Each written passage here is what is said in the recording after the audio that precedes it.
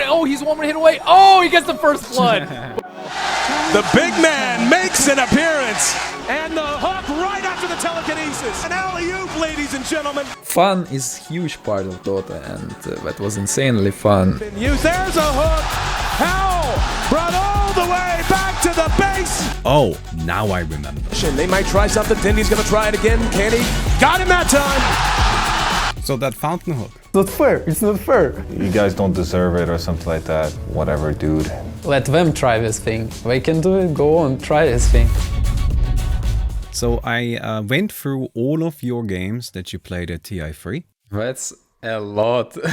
Oh yeah, it took a little while. I want to hear from your experience at this tournament, and not just how you remember it, but also watching it back now and then seeing how you feel about it today. We are today only going to go through main event games. The main event is what we care about, right? The main event is the interesting stuff. TI3 had a prize pool of about $3 million, 2.87 million. Pretty good amount of money there. Of course, it's nothing compared to the modern prize pools, but at the time there was no compendium. So this was entirely funded by Valve. The tournament also wasn't as open as the tournaments are today. It was mostly an invite-based tournament with 13 teams being directly invited and then 3 additional teams being invited. And you guys were invited.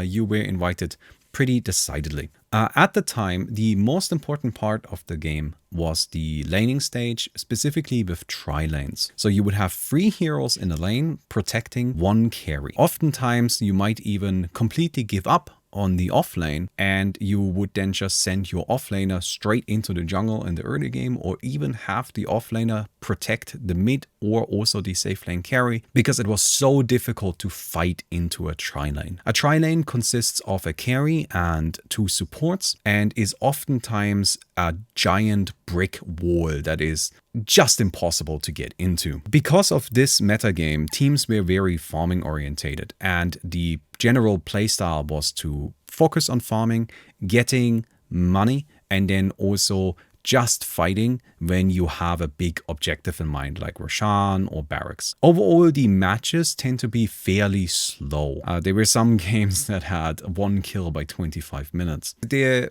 is one big outlier to this metagame though, and that is actually NaVi. There were some other teams as well that tried to play a bit more aggressively, but none of them were as successful as NaVi. You guys played in a way that felt a lot more a modern-ish style of Dota, of wanting to fight, wanting to take down the enemy carries, and also wanting to take buildings pretty early. This style felt unusual during this tournament, and I'm not sure if you guys felt too confident going into the tournament. You had a good season where you had a bunch of first places, so it wasn't terrible by any means, but you also had some worse performances where you didn't even make top 8. Before TI, we were not doing so well. We went to Alienware in China for bootcamp, and we played online tournament there, and I remember we had big problems. That's where a meme came out about Quost number 4.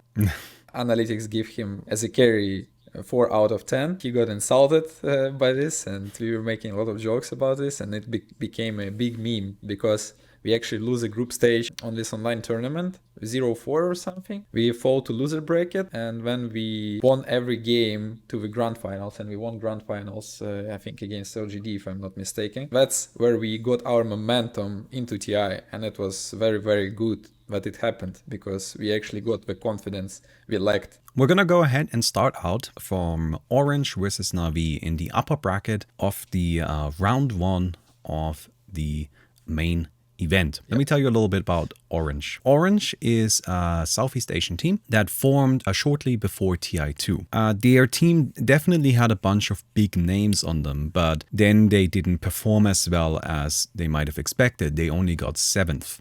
At TI3, Orange barely made it into the winner's side, with Alliance absolutely dominating Group B, and there were 3 teams that all went 8-6, Orange being one of them, comparatively being the worst performing. So they just barely made it into winner's side. Orange, known for a bit of a more aggressive style, despite the metagame being generally fairly carry and farming orientated.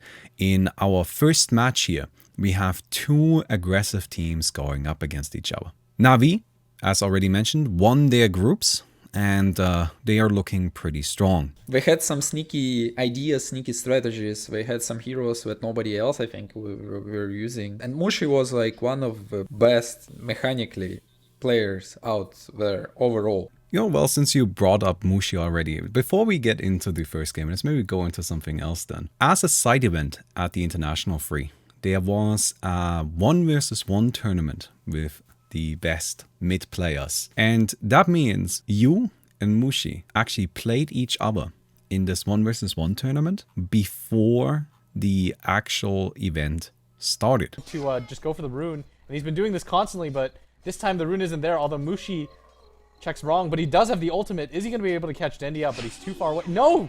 Oh, there is a coil out. Dendi gets stunned, and oh, he's 1 hit away. Oh, he gets the first one. 1v1 is very special, I would say. It's always a different world, different thing from the game usually, like the way you control the lane, the items you're going for, what are the rules about runes and stuff. Updated from year to year, like those kind of rules about 1v1, but it was always super interesting for viewers to see, to watch their favorite players, to battle into this 1v1, who is stronger, it was always a thing, since forever in Dota, I think. In particular, I think this first game at the International Free here ended up being really interesting to people because they wanted to kind of see if this was a fluke with Mushi beating you in this 1v1 tournament, or maybe Mushi was actually like one of those really scary mid players who can even beat the very best here. Oh, for sure he was one of those scary players, and I think there's a lot of those scary players,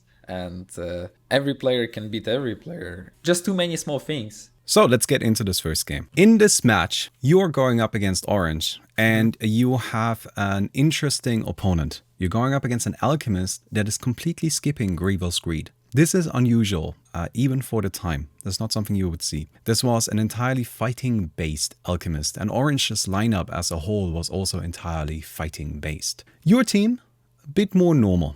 You've got the Weaver as just your general carry Dragon Knight for the mid lane, and then the Mirana, Bane, Naga, Siren as your tri-lane setup that can really get some powerful hits in with that arrow. Orange, on the other hand, nice and aggressive. You can see Visage and Nature's Prophet for early pushing.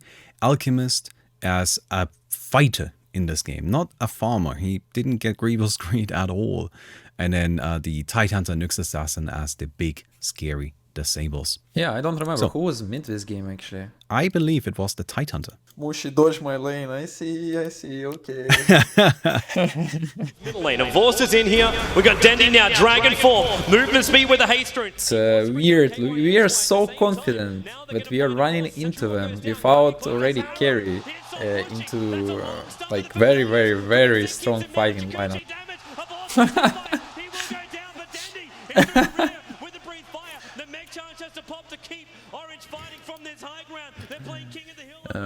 It's funny how it was. Ran into Alchemist and died. I think this fight was somewhat important because your Weaver was actually doing okay, but losing him like that in a moment where it felt like you could actually, get a kill on the Alchemist, not ideal.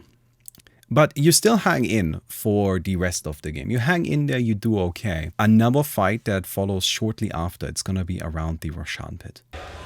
But then again, at the same time, we can just see Naga TP herself. Well, she's got to go to the tier 2 tower, doesn't she? Our team fight is like a bit weaker in a way, much weaker. But that's the strong side of Orange. With Visage Nyx, they are ready, always ready to fight. They have this fighting lineup. Get himself in there. Yeah, they know Naga's coming back too, and it's gonna be a TP at the tier 2 tower. What happened is Orange forced us to fight them for Roshan because we know how important it is. We were not ready for the fight because I still don't have BKB. Goes on KYXY. The stun over on Nyx Assassin. He's half-life already. Mushi with the CD finally coming out, but he's gonna stun up himself right now. He's caught out, low on life. This is the moment. In they come. Mushi goes down. The Meg charge was too late. Tidehunter, he has no mana for Ravage. Now he does. The Ravage can pop. He throws it out. Hits on 3. Dendi locked in position. Solo assumption. They bring down the DK. Puppy, he's looking for more, but now he'll go down as well. A triple kill for Ohio. GG right here, right? Like the way the game worked, very, very hard for us since we lose a fight. Like it's so weird, you know, looking at the game right now, it gives me some very nostalgic feeling about the Dota the days in a way, because I can see the net versus it was like 5.4 on both on me and Weaver, 16 or almost 17 minutes into the game. So that's how slow the game was. Every creep mattered much more, you know, like much more value on every last hit, on every experience you get. And I see how much gold you get actually for kills. That's insane. And I think it's a good thing, you know. Dota was very differently paced back then. So you say that like 5.4k at 17 minutes. I would like to just add there, that's pretty normal. That's a pretty good amount of money at this stage of the game. This is, as you already say, this moment you kind of think is GG. Why is that? I'm not sure if it's GG or not GG. I'm just seeing that we lost the fight. I'm gonna get BKB, so maybe it's gonna be easier later on. I don't remember, honestly. Like, why is that? Because there is no real comeback system, and usually games were decided in few fights. They want to give this a shot. Denny's on the front lines. Moonlight Shadow. Even Courier's coming at the same time. Might want to pick off that Blink Dagger. Death to all Couriers at TI3. That's a big kill as well. Now the tightness of the Blink Dagger. That's going to stop Orange from wanting to breach the base for 3 minutes. But with a Courier death, they still know it's a sandwich on this bottom lane. And the meat, Orange get put into a grinder. Extinct. Long stun on him. The Meg Charge will pop. Mushi double stun up on Kura. Now the Ravage, Funnick and Kura. They're both going down, but a Divorce. It'll be up a double kill. The BKB, even with the Naga Oldman, he can still keep fighting. Nick's Assassin low on life. Triple kill for Divorce. Puppy, he's holding Ohio in position. He's like, Divorce, please just kill him. Not possible. Denied. Mushi, he's denied. Puppy is denied. Dendi is in here. They're bringing down Mushi, but Divorce. The gem drops down. Mushi, Dendi gets the kill, but it's only an Agassi Mortal. And NaVi will lose all 5 heroes on this bottom lane. The power of Furion buyback. 2 gems lay on the deck. So much That's gold all for we- kills. Wow. Kills. That's pretty cool. I like it. I think that's what we like right now, actually, in nowadays Dota. 5v5 battles where we were so crucial. If he gets attacked by that, it puts his Blink Dagger back on the cooldown, but both the Riptide didn't do anything. And now they do come in on the tier 3 tower. NaVi, they're a little bit further up. And with the, well, they've already gone with the Moonlight Shadow. Funnick going to throw the arrow down, hits on net. And now with the BKBs up, Funnick the only one affected by the Ravage. They want to bring down Ohio by the looks of it, but he'll pop his own BKB. Denny trying to focus down this Prophet, but then the Familiars, there's 3 of them up for Extinct. He kills off a Divorce, and they'll move deeper. Dendi on the run with the gems giving him the vision. He'll go down. It is almost a full team wipe. In fact, it is a full team wipe. Orange, the Malaysians, bringing down NaVi and GG. BKB Shadowblade Hex. 36 minutes. Like, that's the items of Furion. That's so cool, man. Nature's Prophet is also one of the best farmers in the game. I understand why we go for Furion, even though I'm not sure. Maybe killing some Nyx was a better idea because he would die in a microsecond. But yeah, it was an unwinnable fight already for us, just because we don't have damage output, which is pretty obvious. Even when I look at drafts, when you showed me the first clip, I already saw that, oh, how can we fight in this game at all? And then we saw that Roshan moment, right? So that was like, the decision making was very tough. And we kill Ouch and we go back and wait BKBs. Maybe we could turn this game, because they cannot really go for Rosh if before Ouch is up, before he come back and stuff like this. Can you tell me anything about Visage? Oh, I can't say anything about Visage. I can see he's doing tons of damage. He have probably Axe Medallion or something, or just Axe. No, you don't. So the reason why I bring up Visage specifically is because at the International Free, Visage is the most contested hero. He is by far, actually, it's not even really close. He is banned and picked in nearly every single game. We are like always trying to give the best things and counter it to our enemy. That's because that's what happened a lot of times. Yeah, Papi love to outsmart people. That's his fun thing, I guess, for him. And many times it didn't work, so... But that was intentional. You would intentionally give your opponents like the best heroes because you knew what to expect, and then you would counter it. Yeah, that's part of a strategy. People will do it daily, I think, even nowadays. Yeah, not everybody have balls to do it, and not everybody have confidence that you can counter it, and with what you can counter it. So tell me a little bit how you felt about this first game, if you remember that at all. It's playoff, right? It's first game of playoff, and we are 0-1. Yeah. That's Yes. horrible feeling. We are about to drop to loser bracket. There is a loser bracket, right? Yes, and losers bracket at the time was incredibly harsh. It was best of ones, I think, until top 6 or top 5. If I'm not mistaken, every like tournament whatsoever through the years, or maybe through 2013, but I think through the years, that's how it works with us. Even at TI level, we need this fire into us, but we are on the edge of throwing, of losing, of dropping, and when we would start try harding to the fullest, we will get to the mentality of okay, I cannot lose this game, I will do everything I can to win. You say this first game lit a bit of a fire. Well then, let's have a look at how that fire worked out. So this is now game 2 of Orange versus NaVi. Against all those spells. Yeah, There's Twister right now in the middle lane. And no, jump in, Dendi. KYXY, silent stop, no raw. The mech charge did pop off, but Funnick in the back end. He already got Burrow Strike, but they get a double kill here. Triple kill in favor of all of NaVi.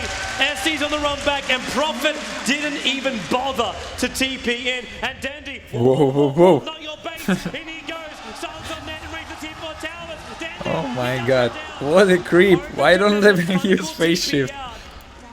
I don't remember the mechanics, but come on, I just fucked up. Yeah. It happens, doesn't matter, we still kill them all. But yeah, that's a different story. Look at the draft, look at the first draft. We have nothing, like this Dragon Knight. Man, I hated Dragon Knight. I was like a crying baby. I would get picked like this Razor Dragon Knight or some hero like this. I would cry to Puppy like no tomorrow. Puppy, don't pick me this. I want something like that. I want something this, because I love those skill heroes, aggressive heroes, fast heroes. That was my passion. Like, look at our draft. It's Snakes in Pack, Infest Bomb with Pack, with Bounty Hunter. We have Bounty position 3, it's super active. And Chen, Chen Bane is insane combo that works through years.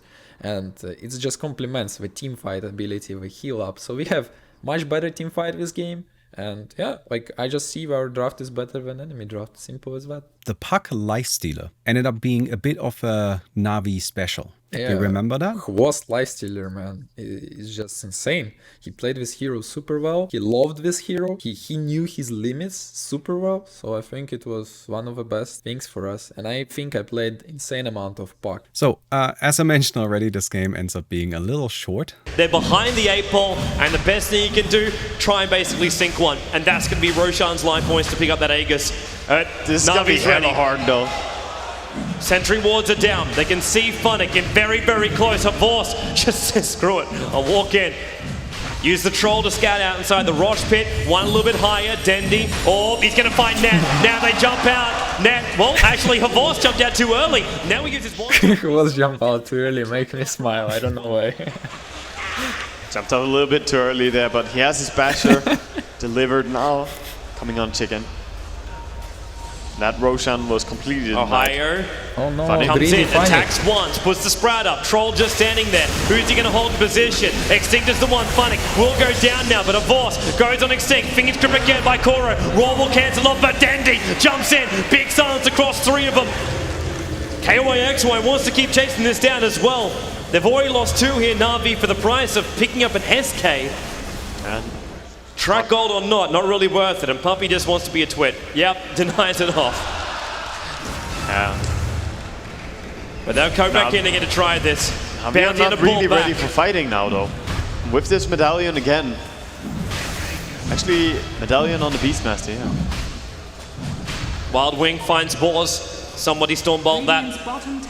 17 to 13, and Orange, they do not want to risk anything. The Satyr also, again, they're scouting without risk to hero. But they got an Alpha Wolf also in this lineup. Bonus damage galore. And looks like they're going to do the trick again. But it's just like clockwork. Sending home. And Orange, the Wild Wings did not make that easy. Extinct even Burrow striking it to try and cancel it I off. just want to keep doing this. I think it's going to be hard. Again, Infest into Dendi. They're coming in. Where is it? They find one. They found KYXY, orb into the pit. Wonderful destruction by Net. Will save his teammate's life for a little bit. KYXY gets a roar off because of it, but now you'll go down. Burrow strike through. Mushi, solo on life. He's just been sitting there attacking with Funnick with a double kill. Now the rest of them, Dendi inside the pit. Roshan, he really hates Dendi. Hits him again, and a mega kill streak for the mid-solo puck of NaVi, and a bash up on SD. Triple kill for Funnick, and they will track down Mushi. The feed scripts are called down. Nowhere to go but down.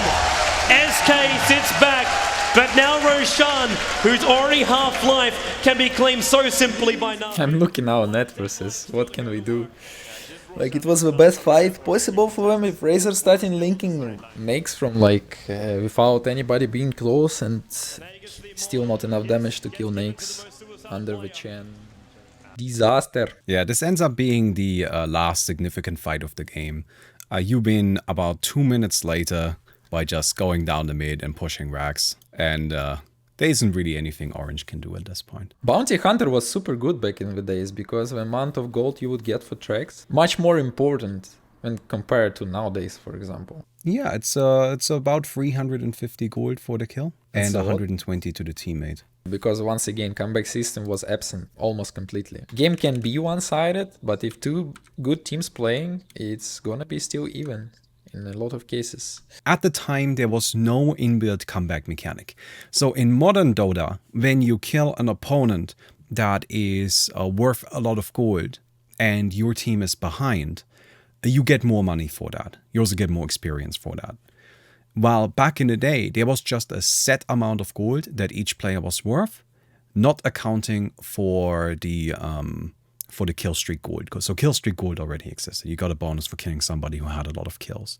But other than that, a kill was just worth what a kill was worth, and it wouldn't change too much. While in modern Dota, you can sometimes get kills that are worth like 1,000 gold in the right circumstances. It actually was changing through the years.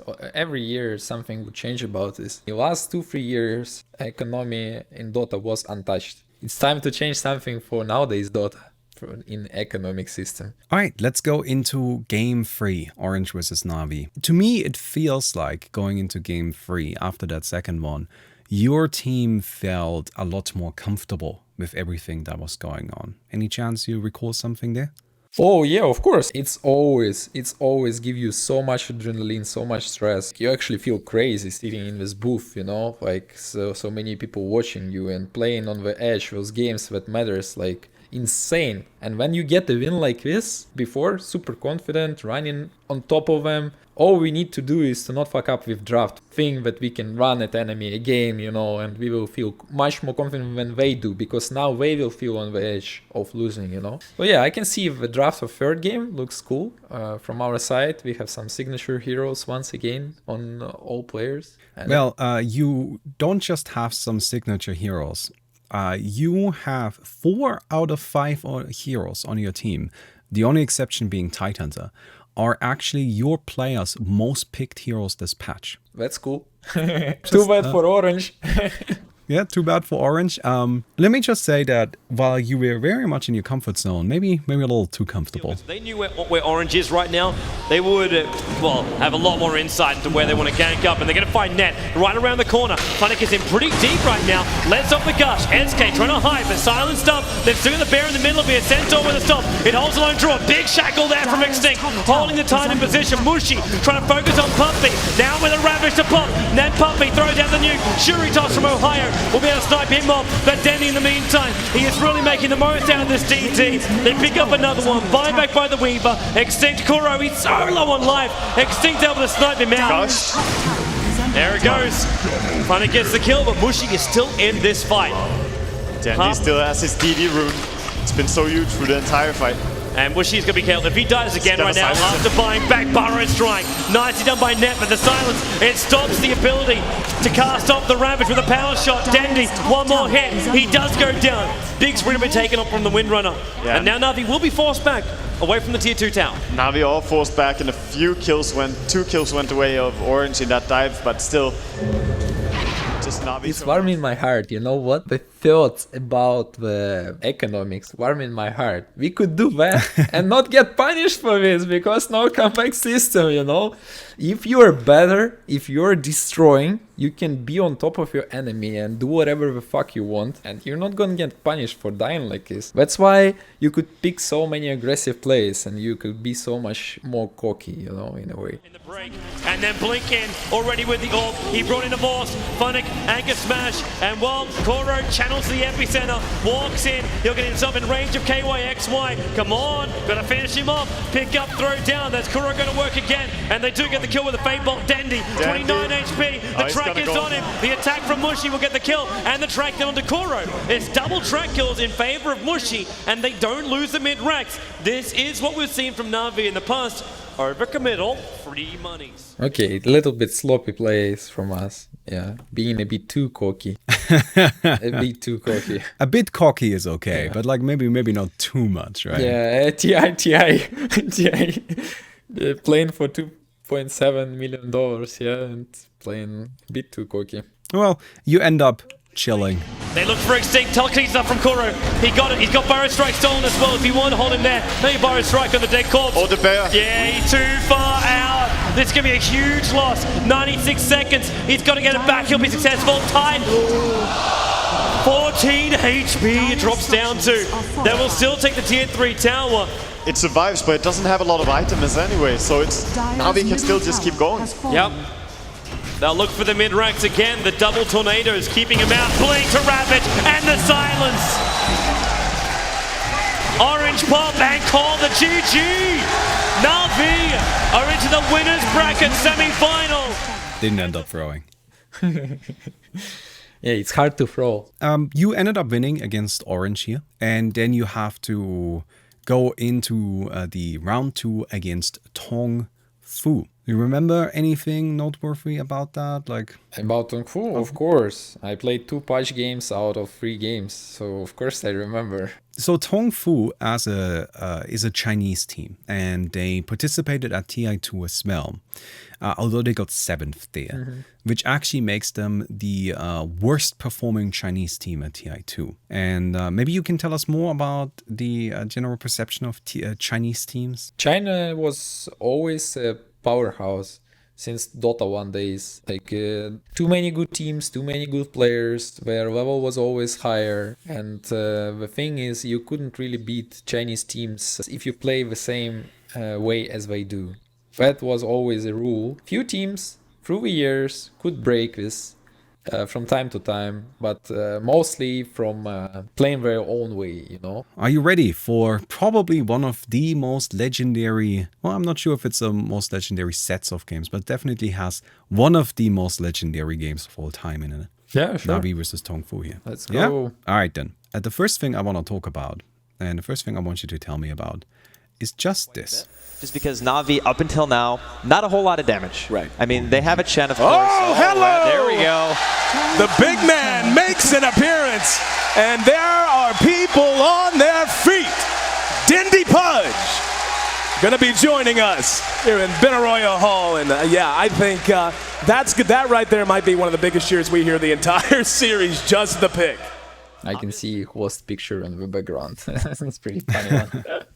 About Pudge, I can tell you that there's a lot of stories about the hero, but it wasn't taken too serious back in the days by pro teams. We used it. We also were afraid to use it like consistently because it was very inconsistent strategy in a way. But we knew that Pudge is working pretty well against Chinese teams because once again they're very conservative and very careful, and it's easier. It felt easier to beat them through house in a way, and Pudge was giving this house because in order to win with Pudge you needed to overrun your enemy, else the hero would become very weak. Pudge was one of the best snowballer heroes back in the days. That's why actually core Pudge didn't work after economic change for many years. Kills not worth it. And Pudge is all about kills. He needs more time, slower game. Now the game is too fast for Pudge. I can say that we used it at TI2 in group stage. I remember I was begging Puppy to pick it for me for some time. And against Tongfu, we agreed it might work. We had enough balls to try it. Especially it was first game, right? From my perspective, I remember that at the time, Pudge was not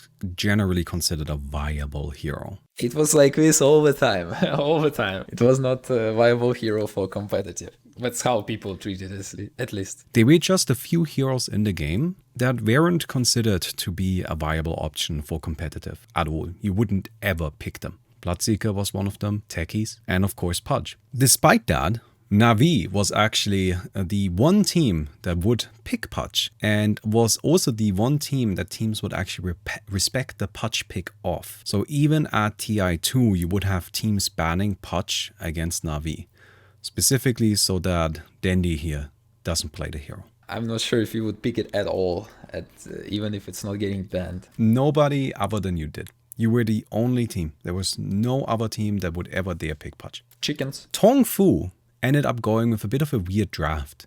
They picked Darkseer, and I'm pretty sure Darkseer was originally intended to go into the offlane, but then they actually sent him mid against your Pudge after they saw your Pudge pick. So you got yourself some money, you mostly bought boots and bottle, and then you just started ganking. The Pudge just running around the map looking for hooks, and that was actually very effective.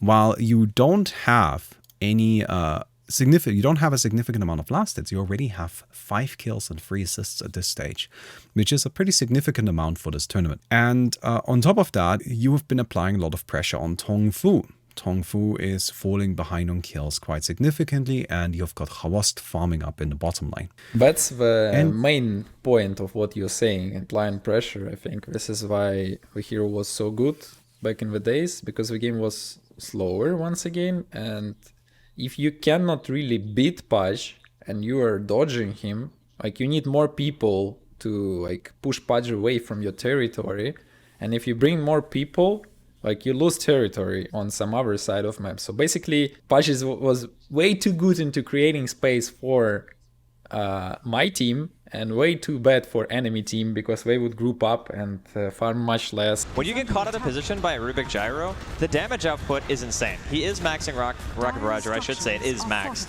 So it's going to be doing a tremendous amount, especially when you're caught by yourself. And Tongfu just were a little bit out of position, and that's something that NaVi, we talked about, they can capitalize on. He purged the courier, here comes the arrow, Hook's going to be off the mark, splits the wickets. King J disrupted to bail him out. Here he comes back out. Wall's gonna go. Not enough mana for Vacuum on Darkseer. There's the death. Hwost in trouble now. Call down, melting down banana, and Chen got him home.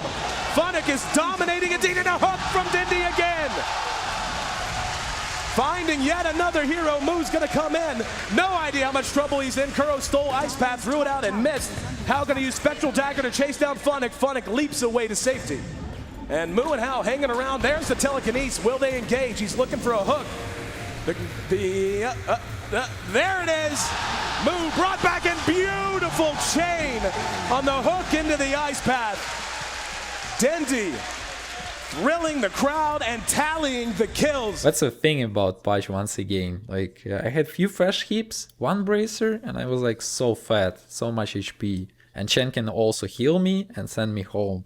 Like this is so strong. Can you maybe explain that Chen ability a little? After few seconds, it would send you to Fountain straight. You would send somebody like under focus. It doesn't matter if you get damaged or not, you will still end up on Fountain in some amount of seconds. The Pudge in this game ended up really instilling a bit of fear into Tongfu. And this team fight, I think, is really the one that showcases that the best. Like this was the fight that ended up bringing Tongfu into a mindset where they were only grouped up and they would only play together, and they were incredibly afraid. Do they have the fall? Comes a double Ice Path and the hook right after the telekinesis.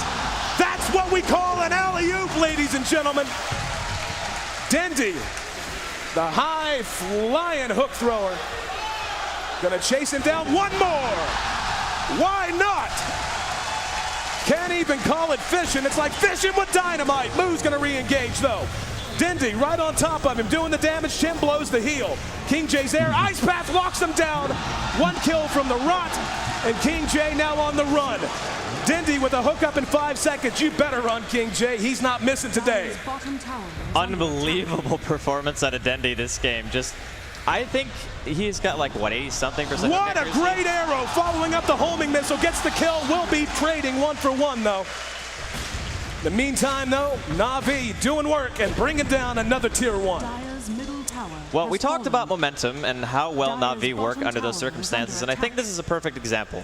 They start landing hooks, they start landing arrows, telekinesis works fantastic with Pudge in general, and stealing Ice Path, that's going to be like one of the best feelings in the world. Yeah, feels good, feels good. TI1 I back for Pudge, but Arstyle pick it for himself. ESWC I get Pudge. In TI2 I back for Pudge, I get Pudge. In TI3 I back for Pudge, I get Pudge. That's how it works. Please pick me, pick me. Fun is huge part of Dota, and that was insanely fun. I get a lot of good feelings out of playing those games. I think I still remember through like after 10 years or even more, so it's pretty cool. But I see exactly why Pudge was working back in the day so well. It fits perfectly the economic system back in the days. It's just so good. This first game here, it ends up being a fairly one-sided one, since your Pudge ends up being so overwhelming. Yeah, this might be about their last chance, and even then, I mean, hell, the Radiance isn't even done on Spectre yet. Has not even completed it. Hook gonna split the wickets again. Roshan before another hook gonna miss. So that's definitely a smart idea. But Dendi's still going to throw him anyway because, as he would say, you miss every hook you don't throw. Here we go, disruption to lead off, and the force staff gets him to the tail end of it. Tongfu wants to engage out, and the wall and a hook on the Pudge. Vacuum misses, brought him out of it. Mu lost behind, Puppy gonna be cleaned up, and Kuro caught out as well. Tongfu showing signs of life as Hal tallies a double kill. And the fight definitely going their way this time around. They needed that in the absolute worst way without some kind of a turnaround. Hook, gonna find Banana. Jakiro once again suffering Dendi's wrath. There's a call down. Dendi he doesn't care. It's fine. Tower damage. Glyph it, don't care. Brings down the tier 3. Putting that meat tenderizer. Mu walks up now. Yeah, finally the hook's missed. Now he'll look to re-engage. We're going to have Havos caught out. Going to BKB through it. His damage output is good enough to sit in man mode. There's a disruption to try and save Mu. King J surrounding him. There's the heal. Havos, force staffed out. And Hal trying to find a target. Looked at Havos, looked at Pudge. Good arrow going to lock down Mu. And the hook brings him back. Funnick trying to make a run. He's taking a lot of damage. Dismember on the Hal. They turn their attention to the carry, and down he goes. Dendi is indeed godlike. 36-13, wandering through the ice path, looking for another hook. Force staff's out, actually. Rare moment of Dendi not wanting a fight. Getting the job done, my friend. The net worth, 5 of the top 6 in net worth by the time the GG was called. All wearing the yellow and black. And they are on their feet. I'm just trying out hooks in no vision, but when you look at it from both sides, you know, it looks so sloppy. When you just, I don't know, don't care about glyph and hit tower, just showing your balls, you know, like, hey, I don't care, you're done. Okay, so that's game 1, NaVi versus Tongfu. You guys ended up taking it pretty decidedly. The next game ends up being, well, weirdly somewhat similar, kind of from the other direction, where Tongfu overall outperforms you pretty heavily. Just by virtue of the lineup, so much range and so much kill potential on NaVi's lineup right now, they just give it away. Yeah, I don't blame Tongfu for that, honestly. It's like, our AM can't fight yet, and they're grouping up as 5 with an Aegis. How do we stop this? So NaVi, they're reaching their timing window. It's less than 17 minutes in, and they're doing a significant chunk of damage to the tier 3s. There is no glyph. So Ursa at the time worked a bit differently. His ultimate didn't give him damage protection. Oh yeah, instead it just gave him damage, right? Yes, it just gave him damage, like raw damage based on his HP. Which means that Ursa at the time was actually played primarily as a Roshan killing hero. He was still good at that, but also as a pusher.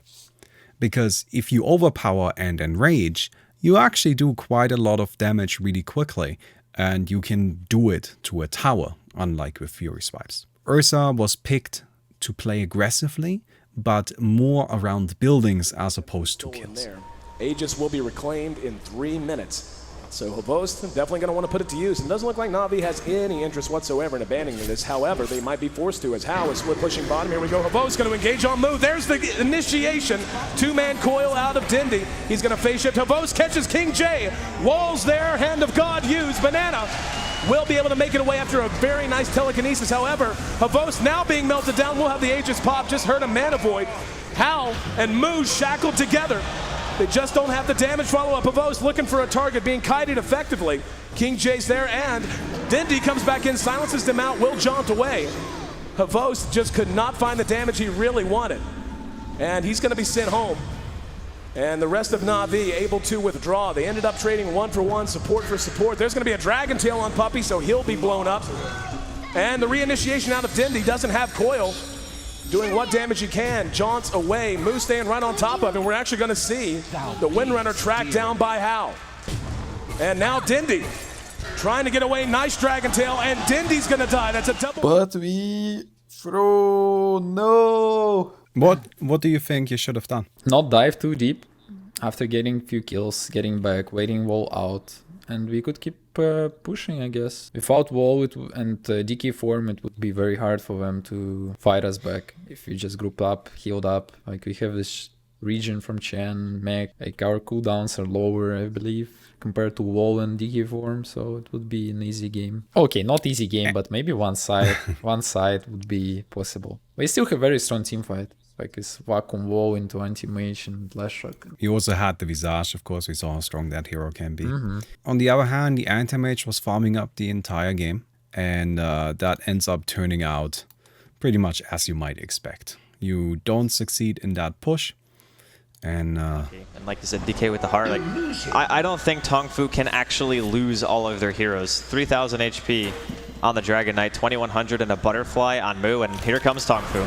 Tongfu just gonna rush down the racks, not worrying about backdoor protection. Funny gonna shoot the shackle, beautiful Manta from Hal to dodge it out. And the glyph used to allow it to regen. Here come the creeps, they're only gonna work so long. And there you go.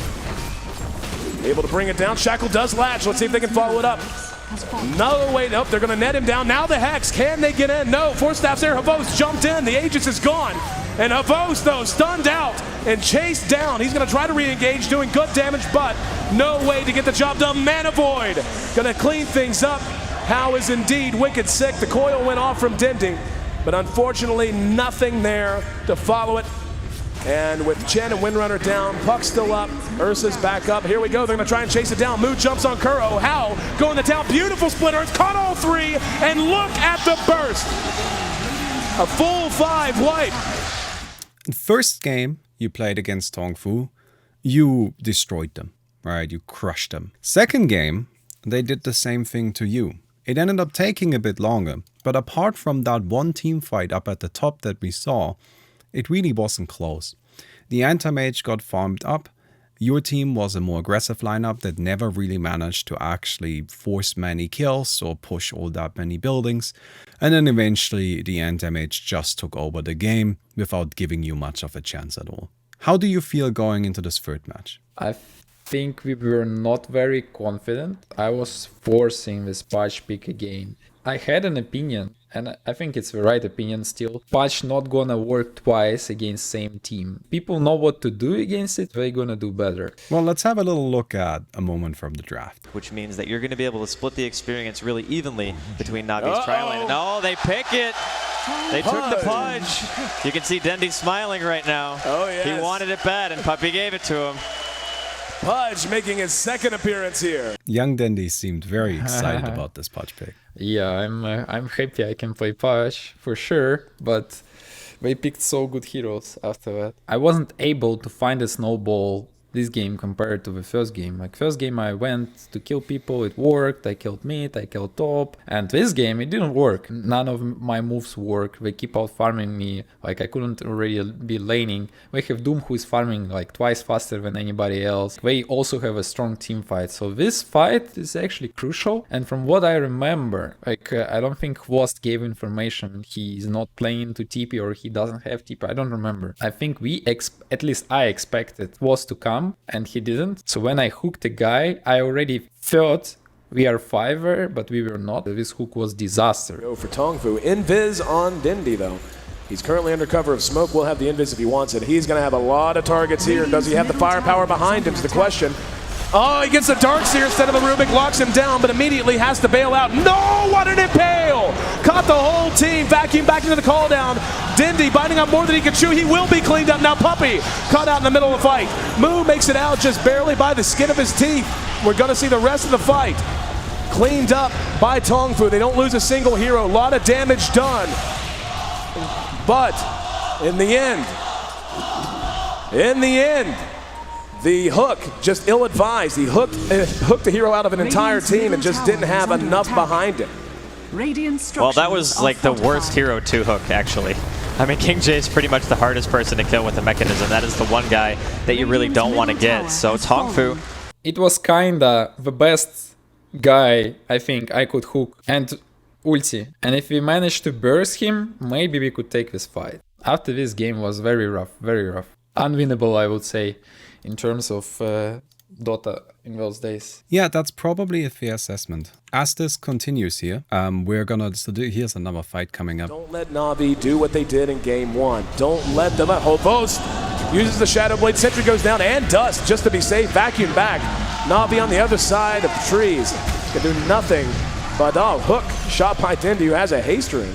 The big man is moving, and he's going to be able to try to pursue someone down here. And hook off cooldown in 1 second. And the familiar is actually blocking him. Very nice control out of Tongfu there. They're going to try to take this tier 1. There's a shackle, does latch. And move all the Visage familiars staying in the way. And he missed it. The timing would have lined up, but he missed the hook. And in the end, Tongfu, after picking off Hobos, he's got Dismember! Vanek locked down, walls down just in case. Rubik beating her down with his stick, keeping Vanek locked in place. Secures another kill, and Tongfu is going to continue to push. They're not done. Mech still hasn't even been used. There's a hook! Howl brought all the way back to the base, cleaned up by the fountain. So that fountain hook, how did that come about there? I guess we tried this one on a creep. It didn't work. I asked to try again because Feinik is dead and we know we cannot fight him. So I guess it was like kind of the best thing we could do. Random idea, I guess, in the game. I'm not even sure if we knew it's working like this. We had it worked once on a tournament for us and some Starwadder or something. Like I randomly hooked Morphling when Papi sent me home. It was super close range and it was very random when Morphling fly back. And we never thought about it like about using it seriously or anything like this. It was just random. In this game, after this hook, is actually might be the only way for us to win, but we never planned it. So you didn't like pick Pudge and Chen intentionally with this in mind? Oh no, never. We never did it. And now Papi gonna be caught out.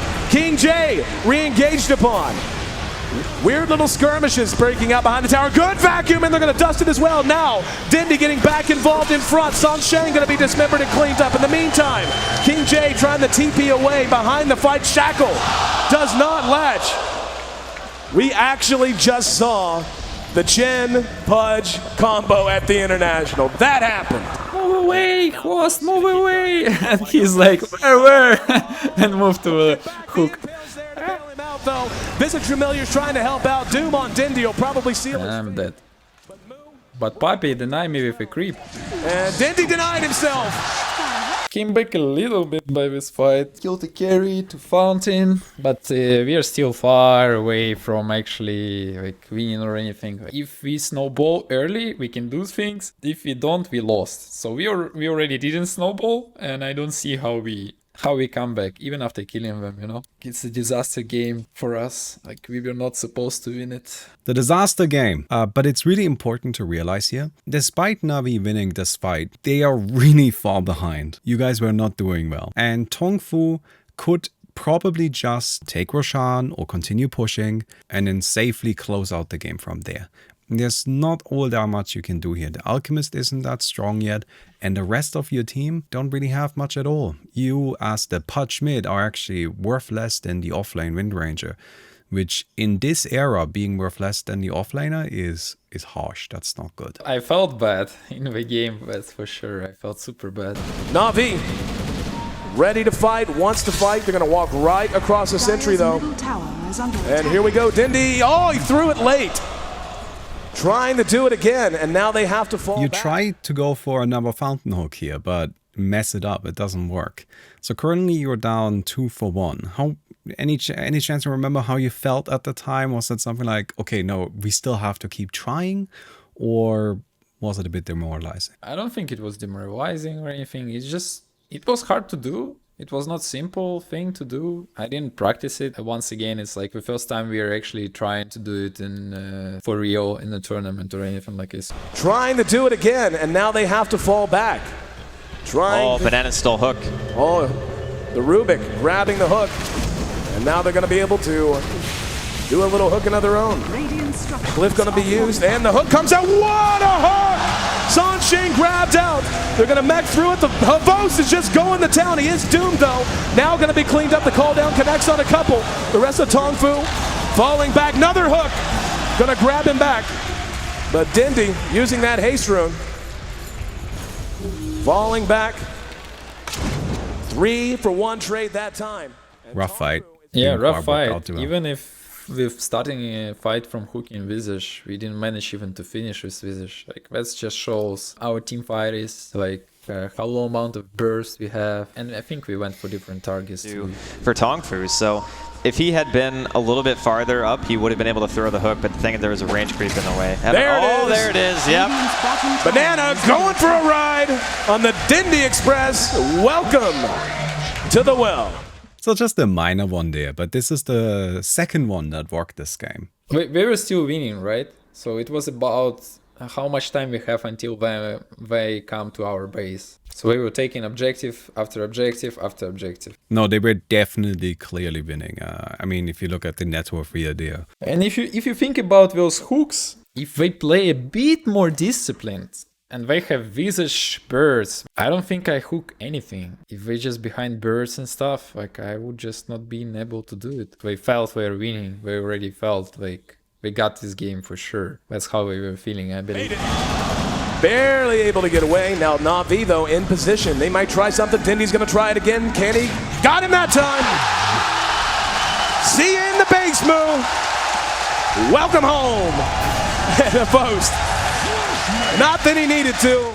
So that's a big one, of course. Doom being the highest net worth hero on Tongfu. Yeah, felt good, felt good. Alchemist is already same net worth. From here on, you keep trying fountain hooks and you do not get any.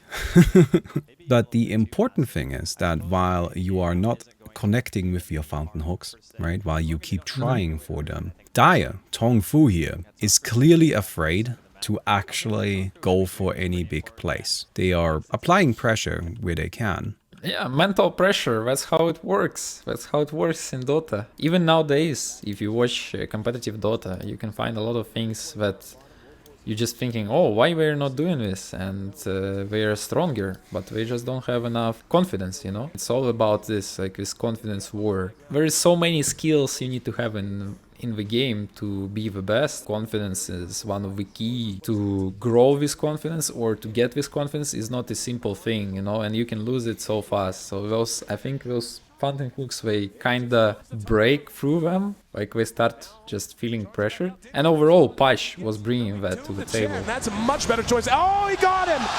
He got him! Here they, go for Roshan, and if they take Roshan, game is kinda over for us. What can we do in a fight? So many good heroes against us. How many factors should connect into the same time for this to happen? To hook, I need to find an angle, right? Visage Bird can block it and it's done. As closer target to me, as harder to do the fountain hook, because there is less time for me to shoot it because of how the mechanic work, right? And if this Doom me, I'm not gonna fountain hook anybody. Game would be over right there if he do me, not Chen. If Chen didn't manage to cast a spell before Doom on him, this game is over. If I hook a Visage Bird or Visage or any other hero but not Gyro with Aegis, game is over. There's so many things that can just, you know, win game for them but not for us at that moment, at this exact second. Too many things clicked for us in this moment, that's what I think. Yeah, Doom Illusions also, as you see. Here I actually screamed, help, help, I will not kill him. And I think Uro TP is back, you know, and Hvost runs fountain to finish with Gyro second time. And also, if I'm not mistaken, I might be mistaken, I don't know how to check it, you can TP out while you fountain hooked. That's something that's really difficult to check as well, because we need that really old patch So maybe somebody will know from viewers or something. Who knows? yeah, maybe if somebody knows, then please let us know whether or not you can TP out there. This was, of course, an absolutely essential fight. Now your Alchemist is pretty comfortably ahead of the Gyrocopter. You don't have to deal with down edges, which would have been a huge deal. And you actually won a fight. Yep, but I still think we're stronger even now. Like, we still need more to be able to beat them. I actually had few moments screaming to Hwoz, please don't fight. No, let's go back. Let's just keep doing what we're doing, you know? Like, I needed to stop him. Hwoz is that kind of person that always want to balls out and just smash enemy, you know? He's very confident person, and he buff his teammates with confidence by doing so. So he's very cool teammate to have by your side. After that last fountain hook, you as a team felt a lot more confident from my perspective, watching it back now. And you actually start actively looking for fights. And we might see another engagement breakout as Kuro. Oh, there we go. The hook. Got him. Zhan Xing taking the long ride to Shanghai. Welcome home. I click into many targets, you know, maybe I'll get something. It's like fishing for sure. Oh, here comes the winning fight. Does not have Carapace. Shackle shot almost perfect. Was perfect, but the impale caught everyone as well. Kuro now with the Carapace. Counter initiation. Down goes the wall. That's just Tavos chopping wood on Banana though. Gets the kill. Now he's going to have to go to work on King J. Here comes Dendi. Vacuum into the wall once again. He's dismembering. Mu going to town on him. Havos makes it a double kill. Now they're going to get another one. NaVi! Man, what? I remember I was asking who was careful, don't go, something like this, you know. I actually was the chicken guy at that moment, but was like, guys, what the fuck? Help me, blood. And I'm like, okay, I'm coming. It's not like I'm giving credit only to Hwoz, like Puro, Fanic, Papi, we were all doing some cool things. Found their way back into this game, taking down the tier 2, charging at the tier 3. They're gonna have a few more seconds, 20 seconds until the gyro responds. We're gonna see Doom actually buy back, but not in time to prevent the tier 3 from dropping. And Havos, he's going for it. Havos believes. Gonna be telekinesis down. Now the counter initiation. Drop down. Mu catches Funnick and now caught out and a hook brings Hal back out. Havos going to towel on Mu. Hal is down. Mu and Havos going toe to toe. Soul Assumption does nothing. Zhan Xing can do nothing. Force staff on Mu. Gets him back. Now they're gonna try to chase it. They got him. King J trying to find. You say Havos always wants to go in. Always wants to go. Yeah. For sure. What do you think about that buyback? Oh, he's sure we're winning, that's why I don't mind. Yeah. Keep going. Yeah, exactly, that's my mindset. And NaVi, who seem to be out of options, seem to be at the point of desperation, have fought their way not just back into this game, but back into the lead. That was something unbelievable for us too, I think, in that game. I remember after this game finished, actually, I almost fainted running like up the stairs to the player lounge and something. Like, some good feelings. Well, let's see the final part of those good feelings. Could be a fight that decides this game if they have an engagement outside of these tier 2s. NaVi spotted out by the familiars. We'll see stun go out, and he's gonna go fishing and find Zhan Xing. Cleaned up, so immediately coming back out, and Kuro catches Banana. Shackle is there. Going to town, called out on Mu. Mu being dismembered, being locked out, being killed off, and Hal can't stand up to the damage. Havos has gone crazy. That's a double kill for the big man with the little man on his shoulders. And NaVi, dare we speak it, dare we whisper it. A game that seemed to be out of control. Banana now caught out. There's the shackle off of the creep. Carapace is up and another kill for Havos.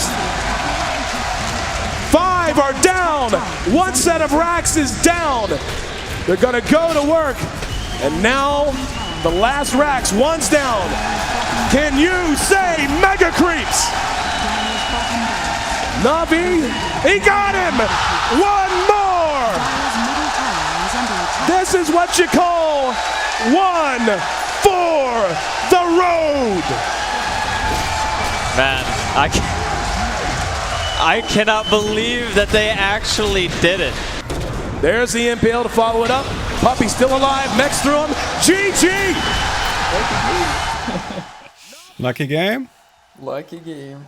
That was a good one. A lot of sweet memories. A lot of sweet memories. Good feelings of nostalgia. I found a little supplementary video that was made about the Fountain Hook game. And in this video, we can see Loda's opinion on what happened. Oh at yeah, the time. I remember. Yeah? You need to get them to remove that from the game. That was the biggest joke I've ever seen. The biggest fucking joke I've ever seen. There's these rules about bug abuse, but what is bug abuse and what is not. I'm still a bit salty about it, I think. Like, how can you win? How can you even be allowed to win that way? Tongfu had that game. Is that balanced? You hook a guy with Aegis? It should be. Oh my fucking god. It's not fair. It's not fair. Disqualification. Yeah, he was definitely like, you guys don't deserve it or something like that. And they're like, whatever, dude. Let them try this thing. They can do it, go on, try this thing. You have to respect the skill that it took for those fountain hooks to happen. Good point. You can do it, try it. Maybe it's gonna work for you. Maybe not. Because if you don't manage to hook his gyro to fountain with Aegis, game over. It's funny one. It's funny one. Like, I love Loda. Like, he's a cool guy. I respect him a lot. He was very angry. I remember entering there and seeing him screaming. I was like, whatever, I don't care. I can say that I don't think it's a bug. I still don't think it's a bug. You can discredit the game, but in reality, like, Dota is still the same. You can still win games in the most weird ways that haven't been seen or done. It's the same for everyone, so it's fair for everyone. And that's just kind of a part of the way Dota tournaments go. The reaction was very different. Someone was amazed, someone was angry, someone was salty on what happened. But I didn't feel bad. I knew we didn't do anything like out of rules. And I still don't think it's a bug. It's a cool feature. Like, it definitely should have been removed. The next step for this feature is that everybody would start picking 2 supports, Pudge and Chen, and 3 cores. And those 2 supports from level 1 would just run around and do fountain hooking. And that would be already not fun. But we never planned it, so I don't think it's some kind of bug abuse. There's so many kids through the years, they would say, oh, NaVi, they won this TI1 through fountain hook bug. No. I have insane amount of people saying this over and over Really? and over and over. Yes, insane amount. That is very silly. Alliance going into the International 3 was very much the favorite team. They got a direct invite. They went 14-0 in the group stages. Going into winner finals here, they have only lost a single game against Team DK. So far, Alliance in this tournament is 18-1. They also did incredibly well in the tournaments leading up to TI3. So Alliance is looking very, very strong. And as a team is a team that I think everybody was expecting to probably take this one. Of course, NaVi, you guys were fan favorites, especially after the series against Tongfu. So people had high hopes for you. We had an answer for anything. Their draft was very, very structured. We figured out Pudge pretty well, and we had answers for everything. So basically, like, you cannot ban one thing and you're like, suddenly you break their drafts. No, they know, like, if this banned, we go for this, and we go for this, and we answer to that with that. Like, very, very, very structured. Like, I don't think there was a single team as structured as Alliance. Is there any particular style that you would say Alliance had? Team as structured? No, I don't remember if there was particular style, but they abused the strong sides of each player, I believe, pretty well. Like, every player had few things that were very strong, and they pushed it to the limits. So in this game, Alliance picked Alchemist and placed him in their safe lane as their safe lane carry. That by itself is not unusual. Alchemist is a very normal, very strong carry that you see frequently. But what is a little bit unusual is what they did with the Alchemist, because usually Alchemist is played as more of an aggressive carry during this era. But Alchemist played him as a farming hero. They maxed out Grievous Greed early and they went for Hand of Midas. That is generally very indicative of Alliance as a team. They tend to put a lot of emphasis on farming. They tend to put a lot of emphasis on actually getting more than just 2 cores. They don't just farm up their mid and their safe lane carry, but they also put effort and resources into their offliner. On top of that, they like to play very defensively. So they can tend to kind of play keep away and then are happy to take the game a bit into the late game. So their matches take a bit longer because they don't usually try to be very aggressive. They try to just kind of chill, farm up, get their carries going, and then take really big, strong fights once they are comfortably ahead. Now, in this game up to this point, the Alchemist has been farming really well. He has got his... he has got his Hand of Midas for quite a while now. He's been just chilling and been rather unobstructed in his lane. NaVi, you guys are looking to fight. You've been looking to fight for the entire game, but it's not been super successful. It's not been an absolute disaster, but you haven't necessarily managed to force a lot of good fights. Fight on their own terms. Don't let NaVi set up those ganks that have been so successful so far. Puppy spotted out by Bulldog. There's Havos right beside him. Nog is there, throws out the ensnare. There's the track as well. Puppy engages in, but the cooldown's in. But look at the damage coming out of Kuro as well. Puppy. Oh, the reload game. Re-engaging Shackle does catch Ake. Funnick with a beautiful Shackle. There's a burrow on the EGM. Loda though re-engages and there's Funnick chopped down. Epi goes off. EGM melting to it. Not enough. Loda silenced out. Mystic Flare does a lot of damage. Coil re-engagement. Dendi trying to track him down as the rest of the fight continues behind them. S4 still alive. Havos and Kuro. Maybe 200 HP between them. And we even see the creeps getting involved. They will go ahead and pull back. This game is very close. Like, I think those fights, like this one, is very deciding, kinda, in a way. I think this game was a really great example of Alliance playing a very strong defensive lineup. Your team tried very hard to break into it, but you just couldn't. You just didn't really get opportunities for kills. It's the best fight we could get, where we kill Naga, because Naga will always counter-initiate. If we attack Alchemist, for example, he will always sleep. So it's like, to play this game, we need so much to be done in order to manage to break the fights, which is insane. That's why like Naga was like crazy good, and Alliance figured it out, and they use it amazingly well. On the Alchemist, so he's got about another 1,000 gold before that item's completed, and his physical damage is going up much faster than the gyros, and we've seen the difference between Loda having a BKB and not having one. He's able to focus whoever he wants, more or less. Another coil, gonna catch 2, that's Kuro and Puppy. Beautiful phase shift of the Shackle shot. Now Puppy and Kuro both blown up. Here comes the call down, but Havos can simply not stand and fight. Okay, using the mech, and Havos gonna be netted down. There we go, Loda going to town. Beautiful Shackle, but EGM isolating Havos and allowing him to be focused because of the BKB, and 2 more right on top of each other. No longer.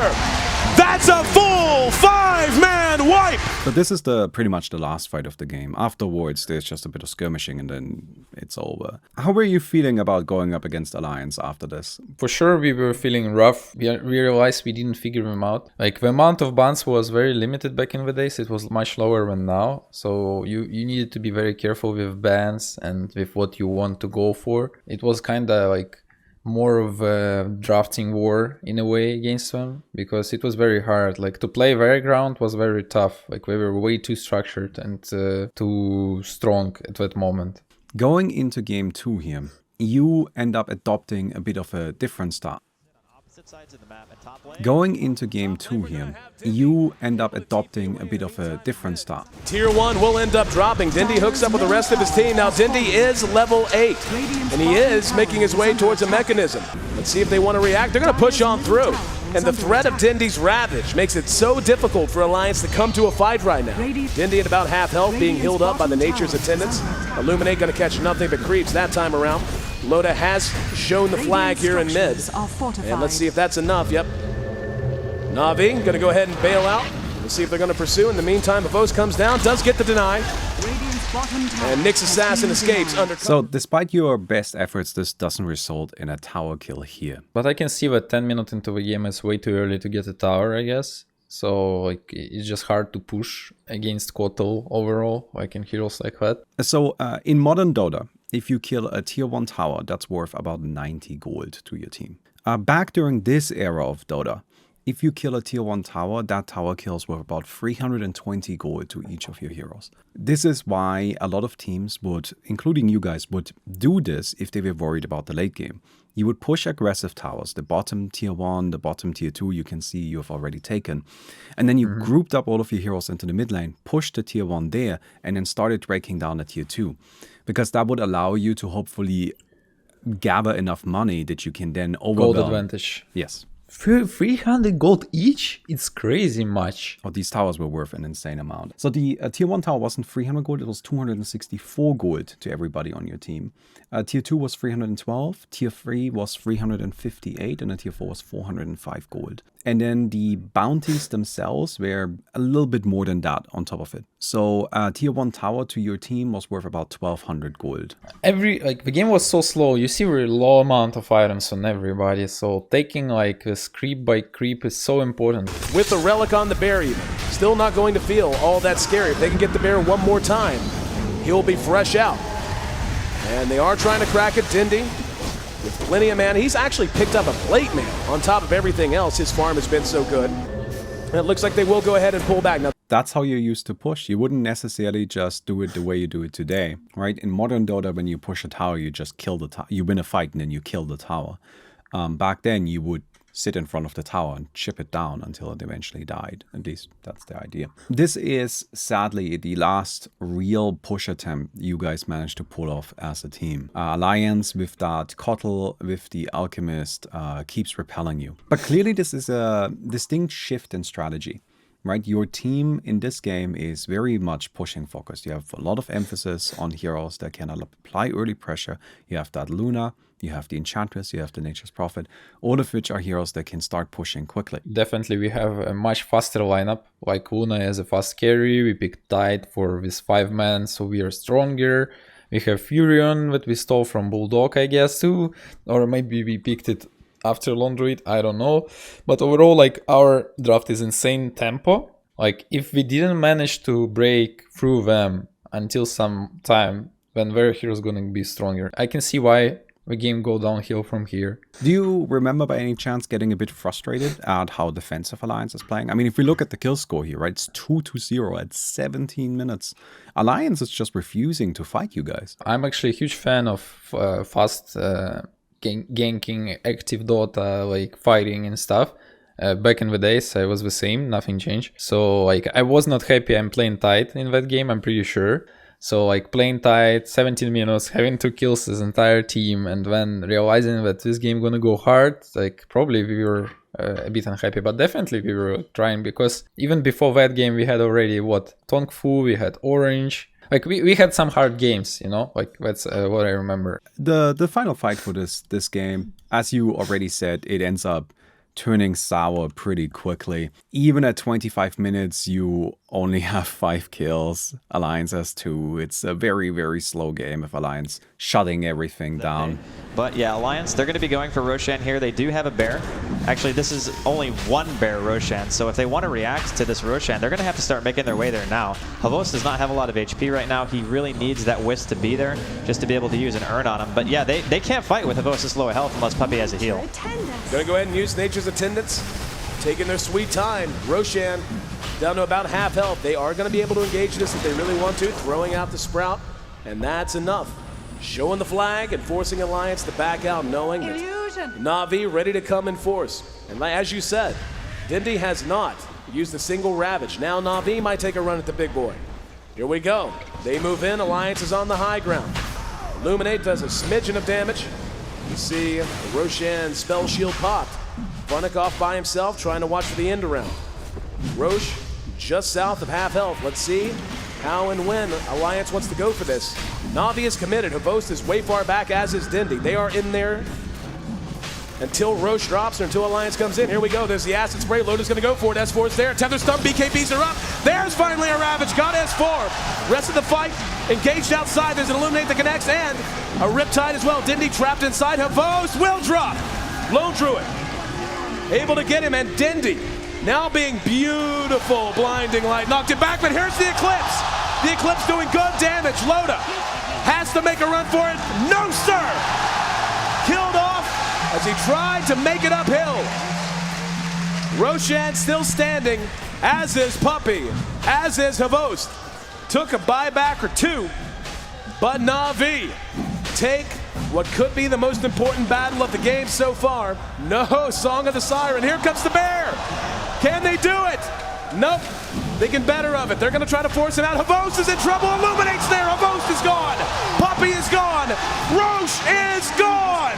I'm watching this, I realize how close the game was. This game was so close.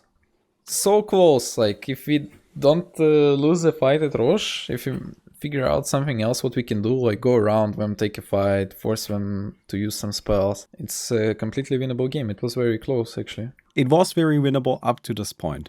But sadly after this, the game is over very shortly afterwards. This right here is the first Ravage of the entire game.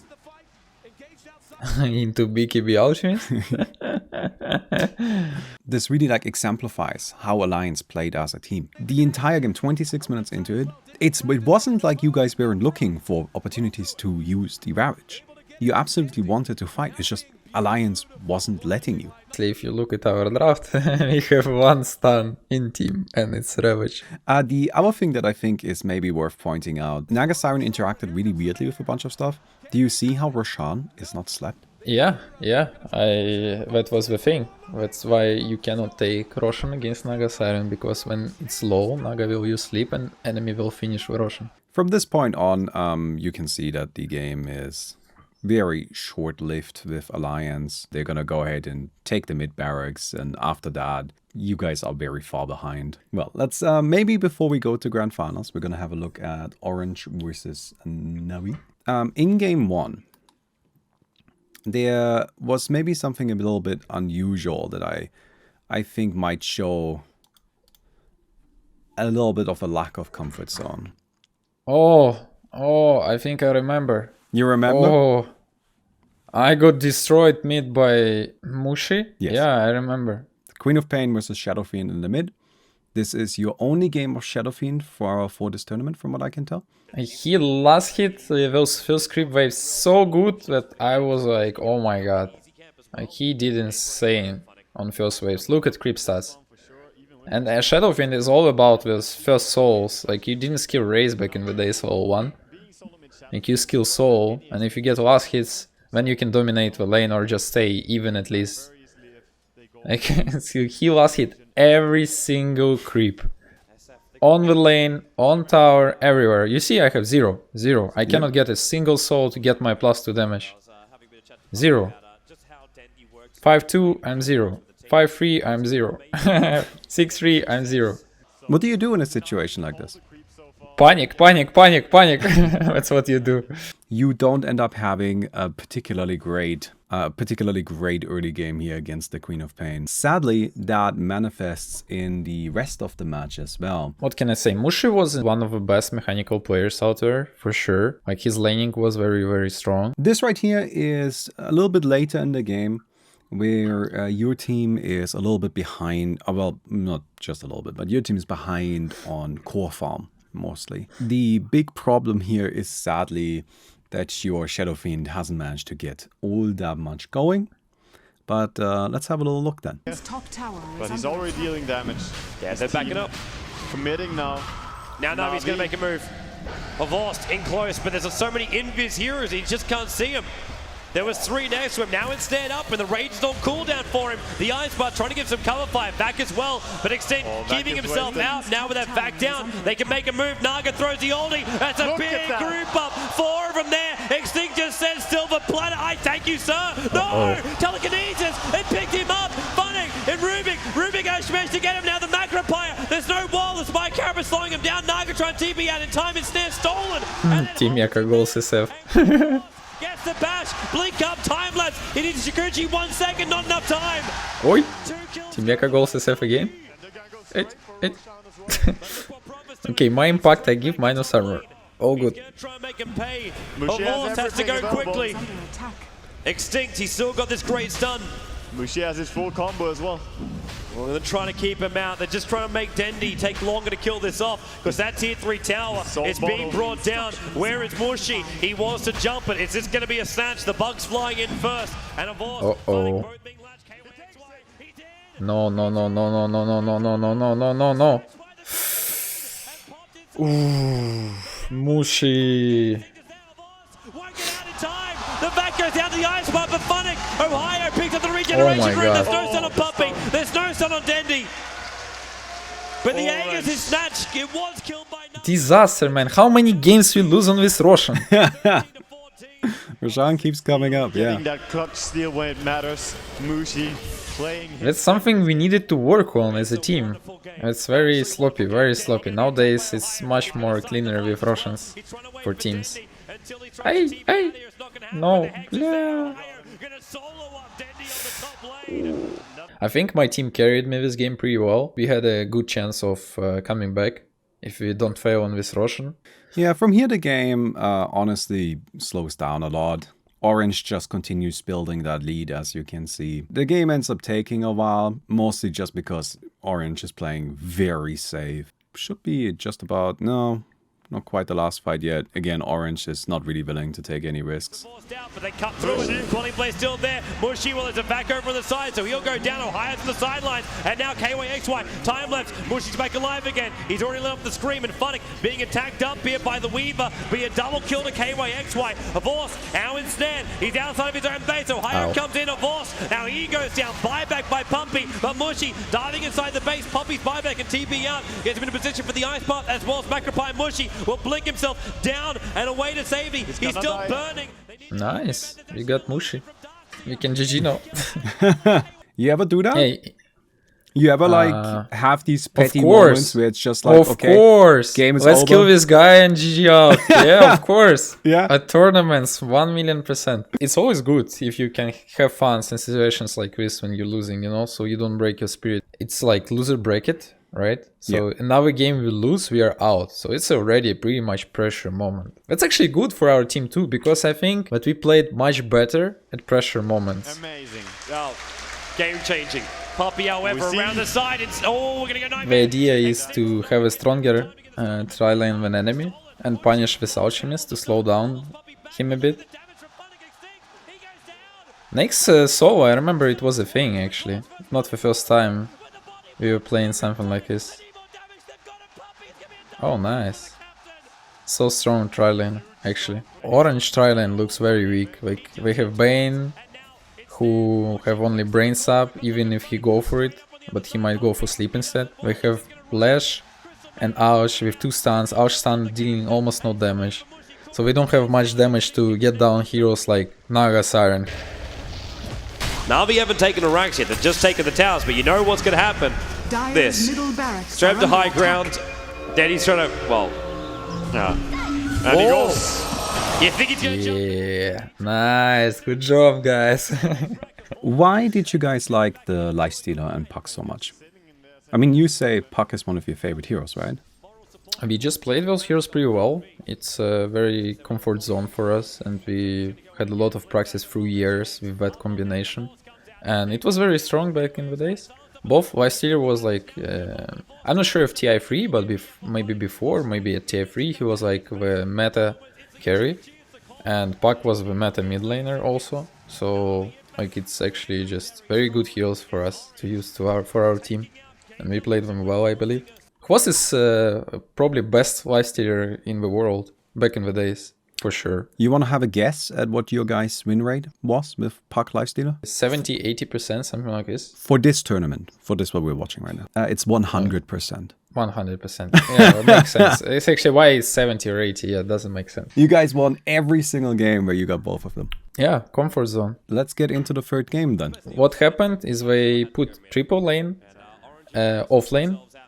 And we decided to swap lanes They outdrafted us in terms of like laning. We decided to swap lanes, so we put Nike solo mid against OD. So OD had complete free farm and destroying, and we were supposed to triple lane with bottom, sinking Windranger and sinking Windranger and Bane. But our triple lane with Enigma, Puck, and Nyx was so weak that actually Enigma and Nyx went to the jungle or something. And I was laning solo against triple lane, and they completely demolished me. We outpushed the lane, like creep equilibrium got broken. So like we lost all the lanes so badly because it was Darkseer against melee, which is also very strong.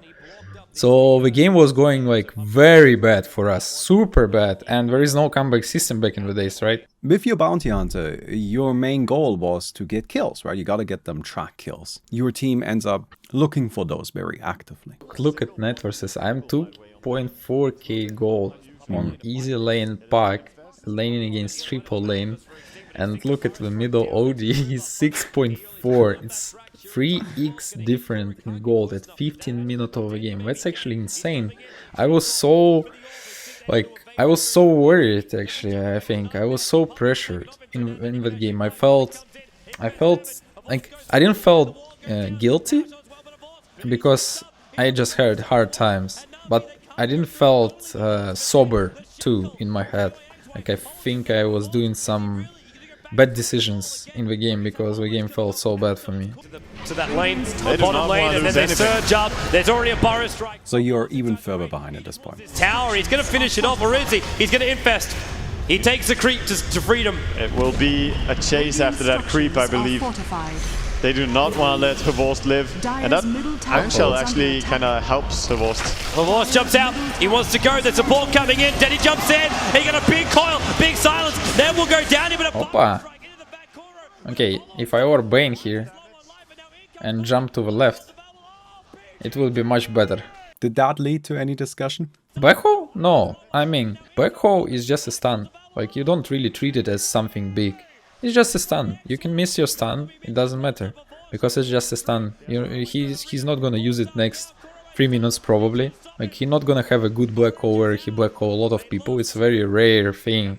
So it's just kinda a disable. And in this game, in this case, it's BKB disable, but which doesn't matter even now because people don't have BKBs. If he misses stun, it's not big deal. So I don't think anybody say the word to Puppy or even watch badly at his side. Okay, unfortunate, whatever.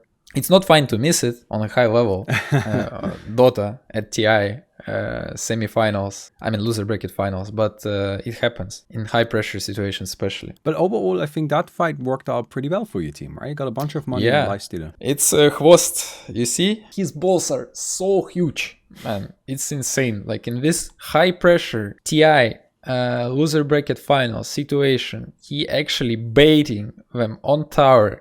He rage dodge, sinking stun, right? Like if he gets stunned where he dies, but he's not afraid to do it. He's not afraid to create those messy, chaotic situations inside the game.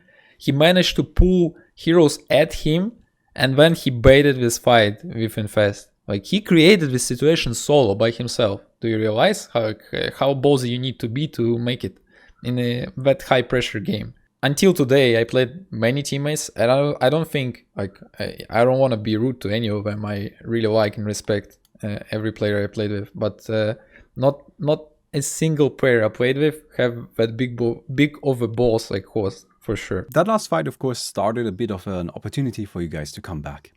And that continued to be true for the next little part of the game.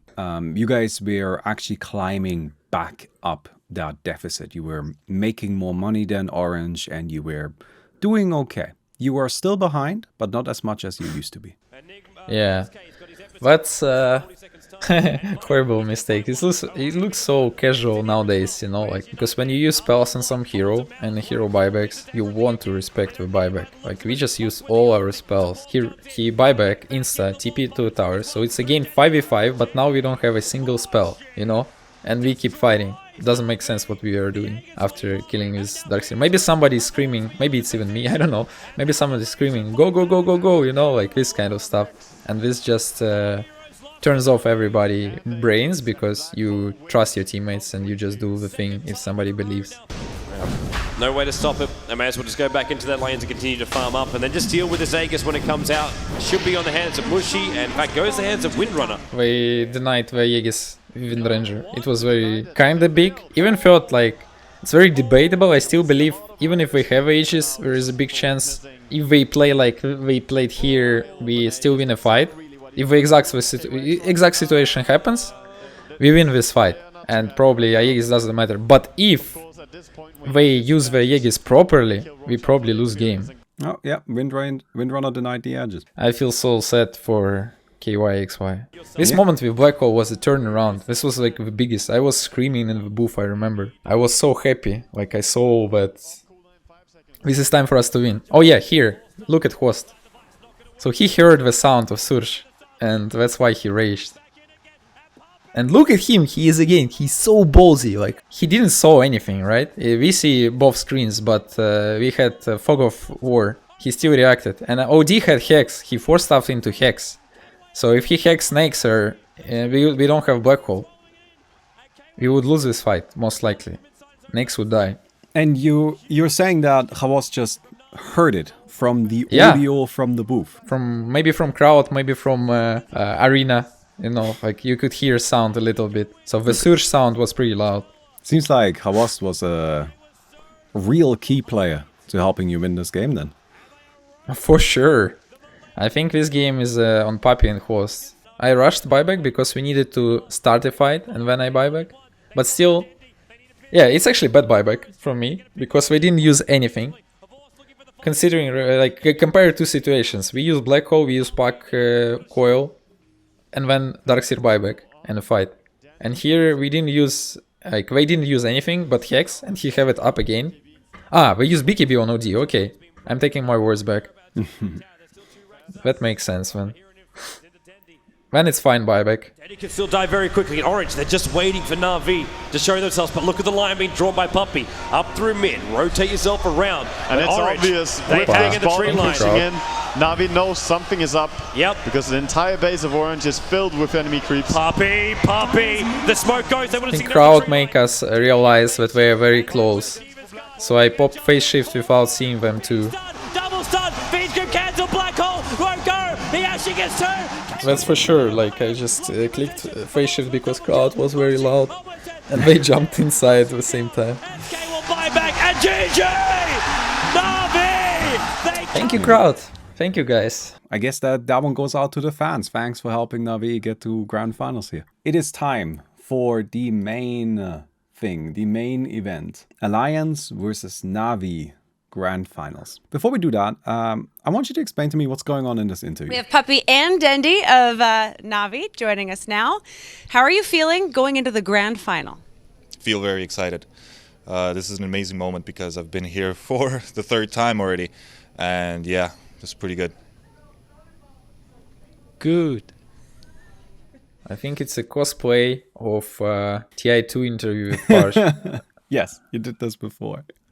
That's exactly what we were doing. Alliance versus NaVi, of course, grand finals, best of 5.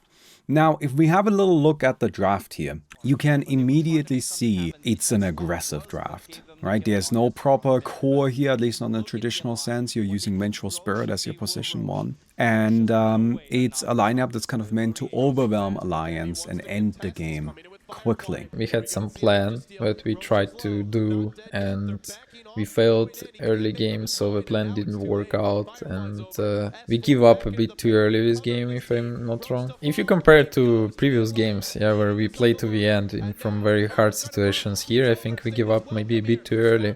Hwas was very unhappy about his GG, but overall game looks like probably over. I mean, we have the power of hindsight now, and I think it would be fair to say that this GG was reasonable. No, I mean, you have a bounty hunter, but like, honestly speaking, even if your heroes get money, you still lose. Like, you would have to get a huge amount of money, huge comeback, because Alliance has the stronger late game anyway. Despite that, I find it always very curious when I see an early GG like this. Is this something that happens because you are just kind of like frustrated with the game, you want to get to the next one, or is it about preserving mentality, not spending another 20 minutes in this game, getting beat on before then have losing anyway? Like, what's the mindset there? Is it just kind of, okay, let's just move on, or? You either get frustrated and you GG. Honestly, this is rarely happen on high level, but mostly it happens second one, where you just save your energy and you don't get more beaten and more stressed, and you save your energy for next game. Assume you're not a big fan of GGing out early. You're more somebody who wants to keep playing and see if maybe you can make something happen. I think it's the right mentality. You try to stay as long as possible because enemy can also do mistakes. But when you play against Alliance, I think at that moment you already feel they don't do mistakes. That's how you feel. Like this team was just way too disciplined and structured to make some silly mistakes. So that's why GG out against them feels even more reasonable. Now, game 2 I thought was really interesting because if we have a little look at the heroes, you may notice that the draft isn't that different. Something that I wanted to kind of point out here, and this is really sort of the power of Alliance. It's the Beastmaster in the mid lane, and he's just chilling on his own. And then shortly after, you come in, and at this point in time, it's just Beastmaster on his own.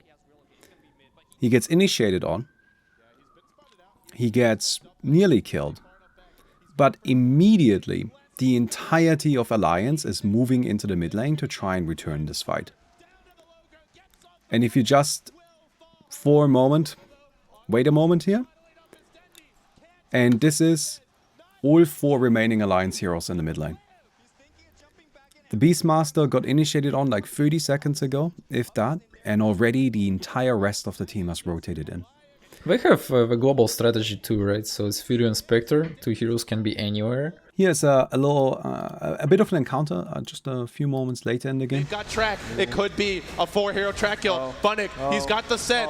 Bulldog's been greedy, and his greed will be punished. No relocate yet. Are they not going to use it? They don't need it. Don't even need it. They've gone in mid as well. Last one, S4. This is getting totally out of control. Hastrun or not, another track kill. EGM on the run. Are you worried about young Dendi charging into the base right there? Yes. I would love to show my balls too, you know. If there is a single situation I can do it. It's more of a mental thing than a smart thing back in the days. You think, like you said earlier, that Havost was a player that, you know, liked to play very aggressively and liked to go in, right? Do you think that you two kind of like pushed each other in that extent? Yeah, he pushed everybody else too, and I think it's like that's how teams work. Like you buff each other in different ways. In those crucial games, in those crucial situations, in those like best of threes where you're about to lose, you don't lose this confidence, and that's insanely important in those high pressure games at TI.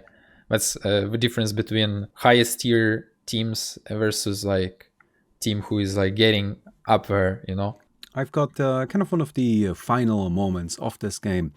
It ends up being a rather short one. They're not going to wait. Havost in the front lines. To the lines he goes. He'll start hitting the tower. The pressure is here. They will have to respond. The familiars try to stun. One falls in doing so, and they just don't stop. They'll back off. I think that gives us confidence against Alliance that we can actually win the entire thing. Before that, after losing to them 2-0 in the winner bracket, this team felt very rough. Like a very scary team to play against. You guys win game 2, and you win it in the most dominant fashion that anyone has played against Alliance in this entire event.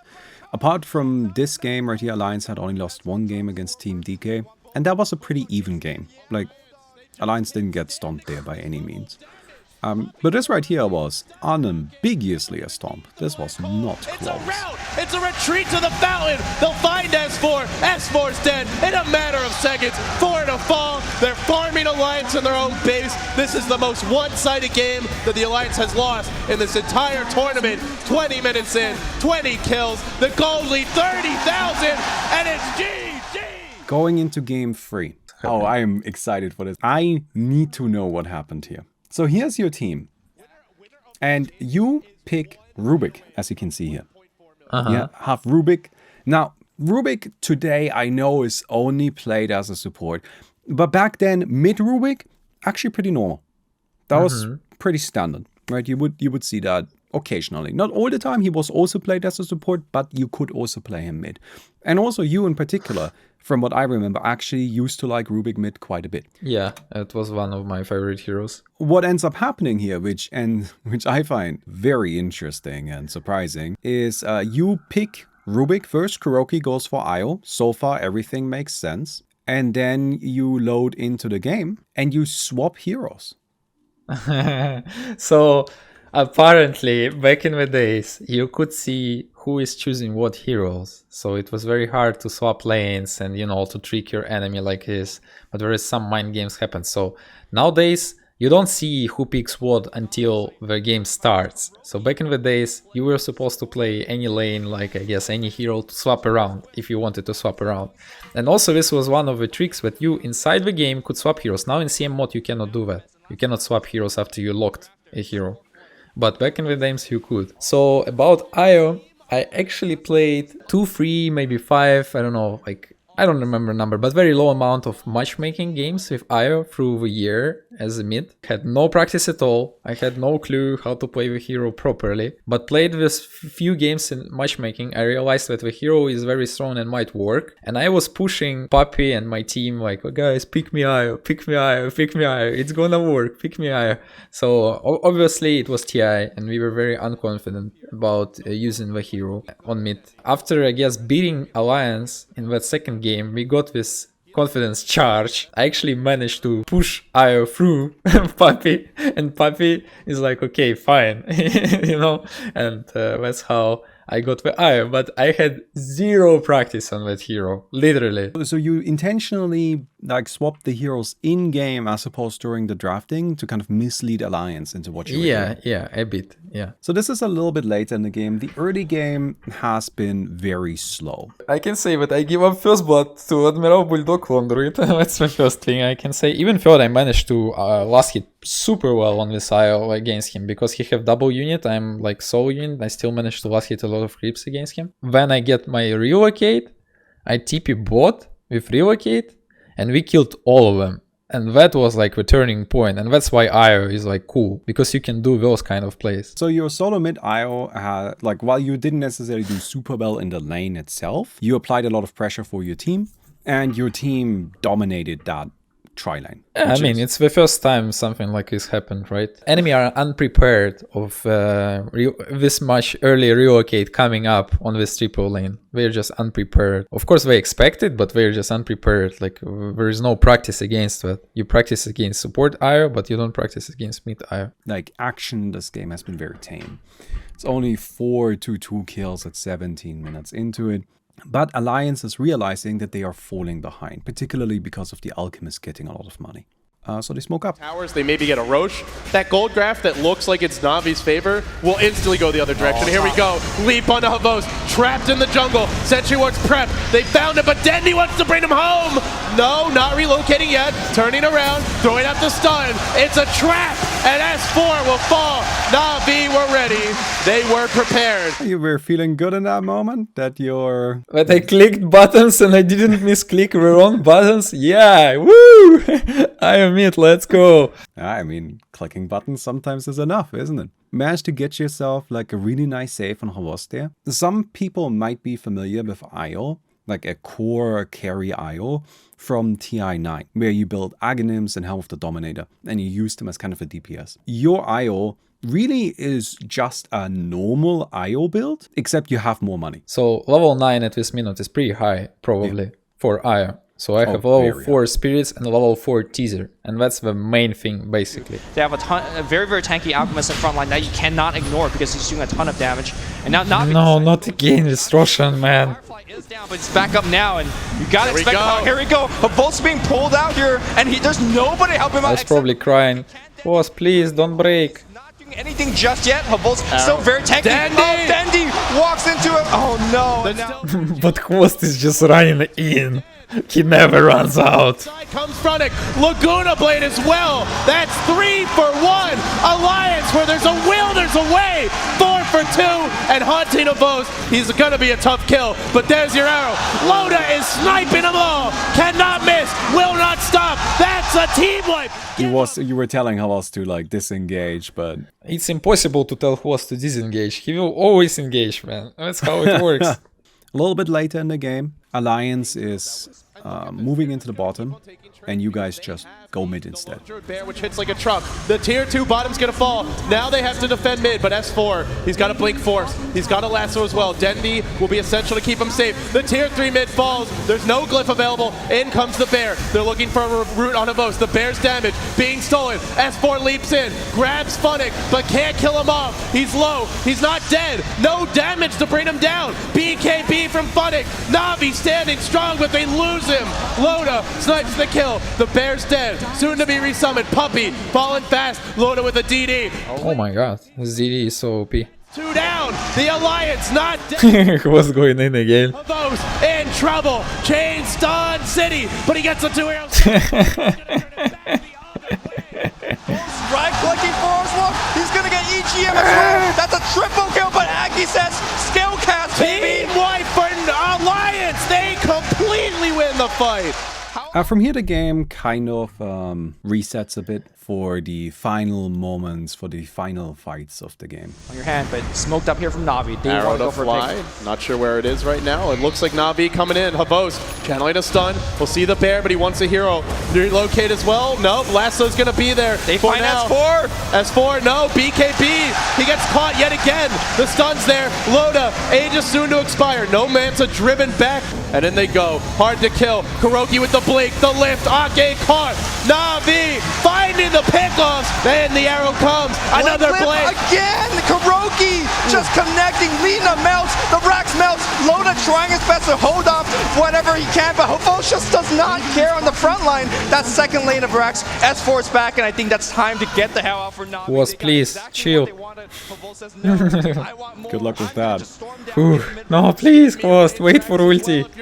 Please, just wait for ulti. And in they go. Kuroki, another leap. This time a BKB from S4, but he's not using it to fight. Now they grab Loda. He gets 4 staffed into the fray. Lifted up, dropped down. Host, please, I might fail to save you. I don't know how to play with hero. Please, Host. 5 stacks already, bro. Chill a bit. In the entire tournament. Fast, the tether stun's there. S4, lassoing Funnick. Funnick will fall, but EGM's been caught, and EGM is dead. Havos is merciless. That's 3 lanes of wreck. That's probably game. He's got the buyback. He's still alive, and Alliance are on their very last. Rio. Press Rio. Press Rio, you noob. And they're gonna keep on right-clicking. Havos still alive. How is this man alive? Or maybe Host wanna kill them all, I don't know. But I guess I should have Rio. Ooh, what a noob on I, man. You know, often when you mega, you feel like it's GG, but it's not GG. So it's important to be disciplined to the end. And that's what happened, I guess, here. We lost our minds, being a bit happy about what's going on. Yeah, I mean, you were trying to hold back that rabid dog that was lost. He just kept running at people. So much on a single target, deal that damage, and obviously. And a Divine. Oh, they're going for it. I love it. Alliance showing some real cojones in this match. They've got to win this fight. On the Wisp, Arrow not going to accomplish anything. In comes the Bear. In comes S4. He's found Funnick. In comes the Havos as well. Disarm against the Bear. He's not doing anything. Funnick survived the initiation. Havos the says, Bear. I want the rapier. I want your Aegis. Thank you very much. The Divine Rapier is now on Funnick, and now. So the Divine Rapier, you guys saw it, right? What did you think in that moment? I'm not sure if we saw it, but and I don't remember what we think, but I think we managed to win the fight pretty convincingly. Even felt it was strong. Yeah, we were very happy. Like, now the confidence is over the roof that we can take the whole thing, you know. Man, it's already hurting me by thinking what's gonna happen next. I mean, let's just get right into it, right? Of course, a 2-1 lead on Alliance is huge. I told you, we figured them out. And I'm pretty sure we could win. And we had 2 more tries to do it. Game 4. All you need is a Dream Call. Ooh, Orb's gonna be used. Oh, they can't get in range yet. 4 heroes. Ooh, that's some hate on S4. They actually lift him, toss him back. No Nightmare, nothing. TPC's being come here from Wisp, and they'll back up. I don't know what we're doing here without, like, ultimates. You guys move in your team to try and gank Alliance. And Alliance immediately has the IO, the Crystal main there. and the Nature's Prophet starting to teleport. So even when you tried to overwhelm Alliance with numbers, if you try to do that, Alliance will just immediately fight back with numbers. That's their whole thing. They were pretty good with that. Also, we almost always had some global thing, like IO or Spectre or Furion. Like we usually had something. So in this game, we can kind of see a draft that is pretty similar to the previous game, and then a nice sort of like aggressive supporting lineup around the Alchemist. You guys have already been pushing. The bottom tier 1 tower is down, and you're now working on the bottom tier 2. I think Alliance is actually ahead, but if they successfully get this tier 2 without spending too much time, then all of what I said goes out the window. Funnick now using Firefly to clear up the creep wave. NaVi continuing to keep the pressure up here. He's jumping in, looking to go. He's got a Nova. Not cast it yet. S4 on the prowl, but lifted up, thrown in. Coil as well. Here's your call down. Loda unloading the damage. 2 to fall. Make it 3. Out NaVi in a headlong retreat. And Night Stalker still alive right now, trying to get the slow. He does find it, and Funnick trying to fly off the cliff. Not going to be as we see EGM picks up a triple kill on the Wisp. Well, I don't think I wanted to push this tier 2, so I was not happy with what was happening. Like we also used Firefly before fight.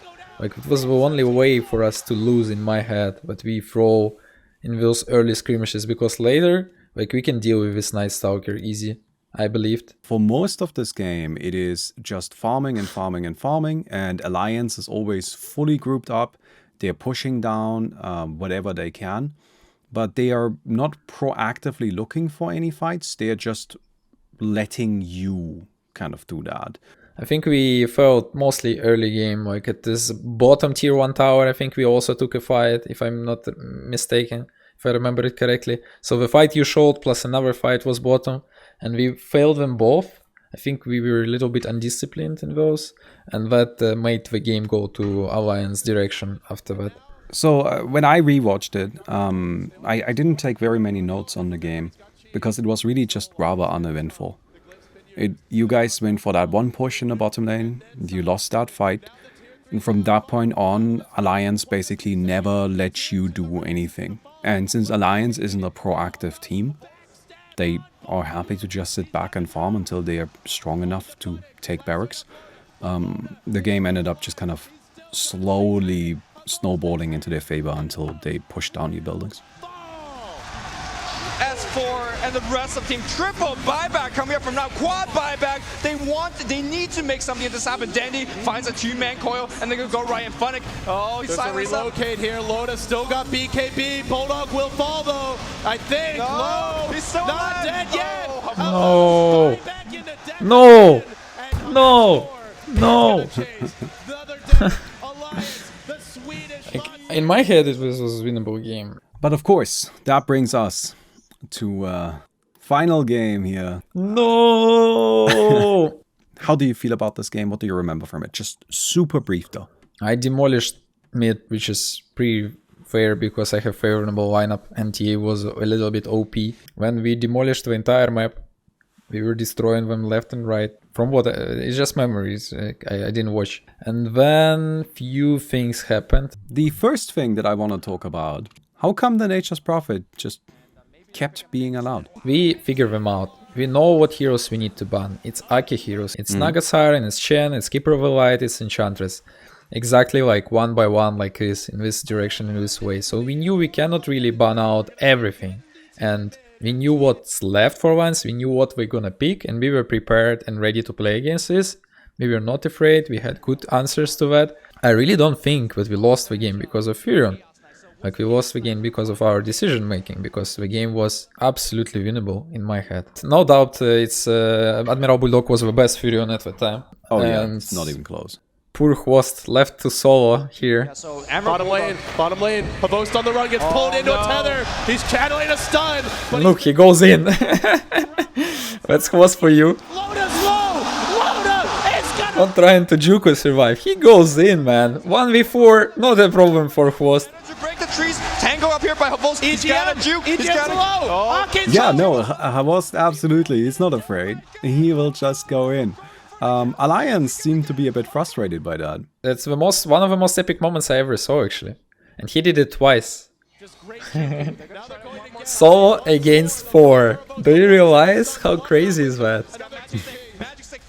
2 times against squad lane. He get, what, 3 kills on the lane?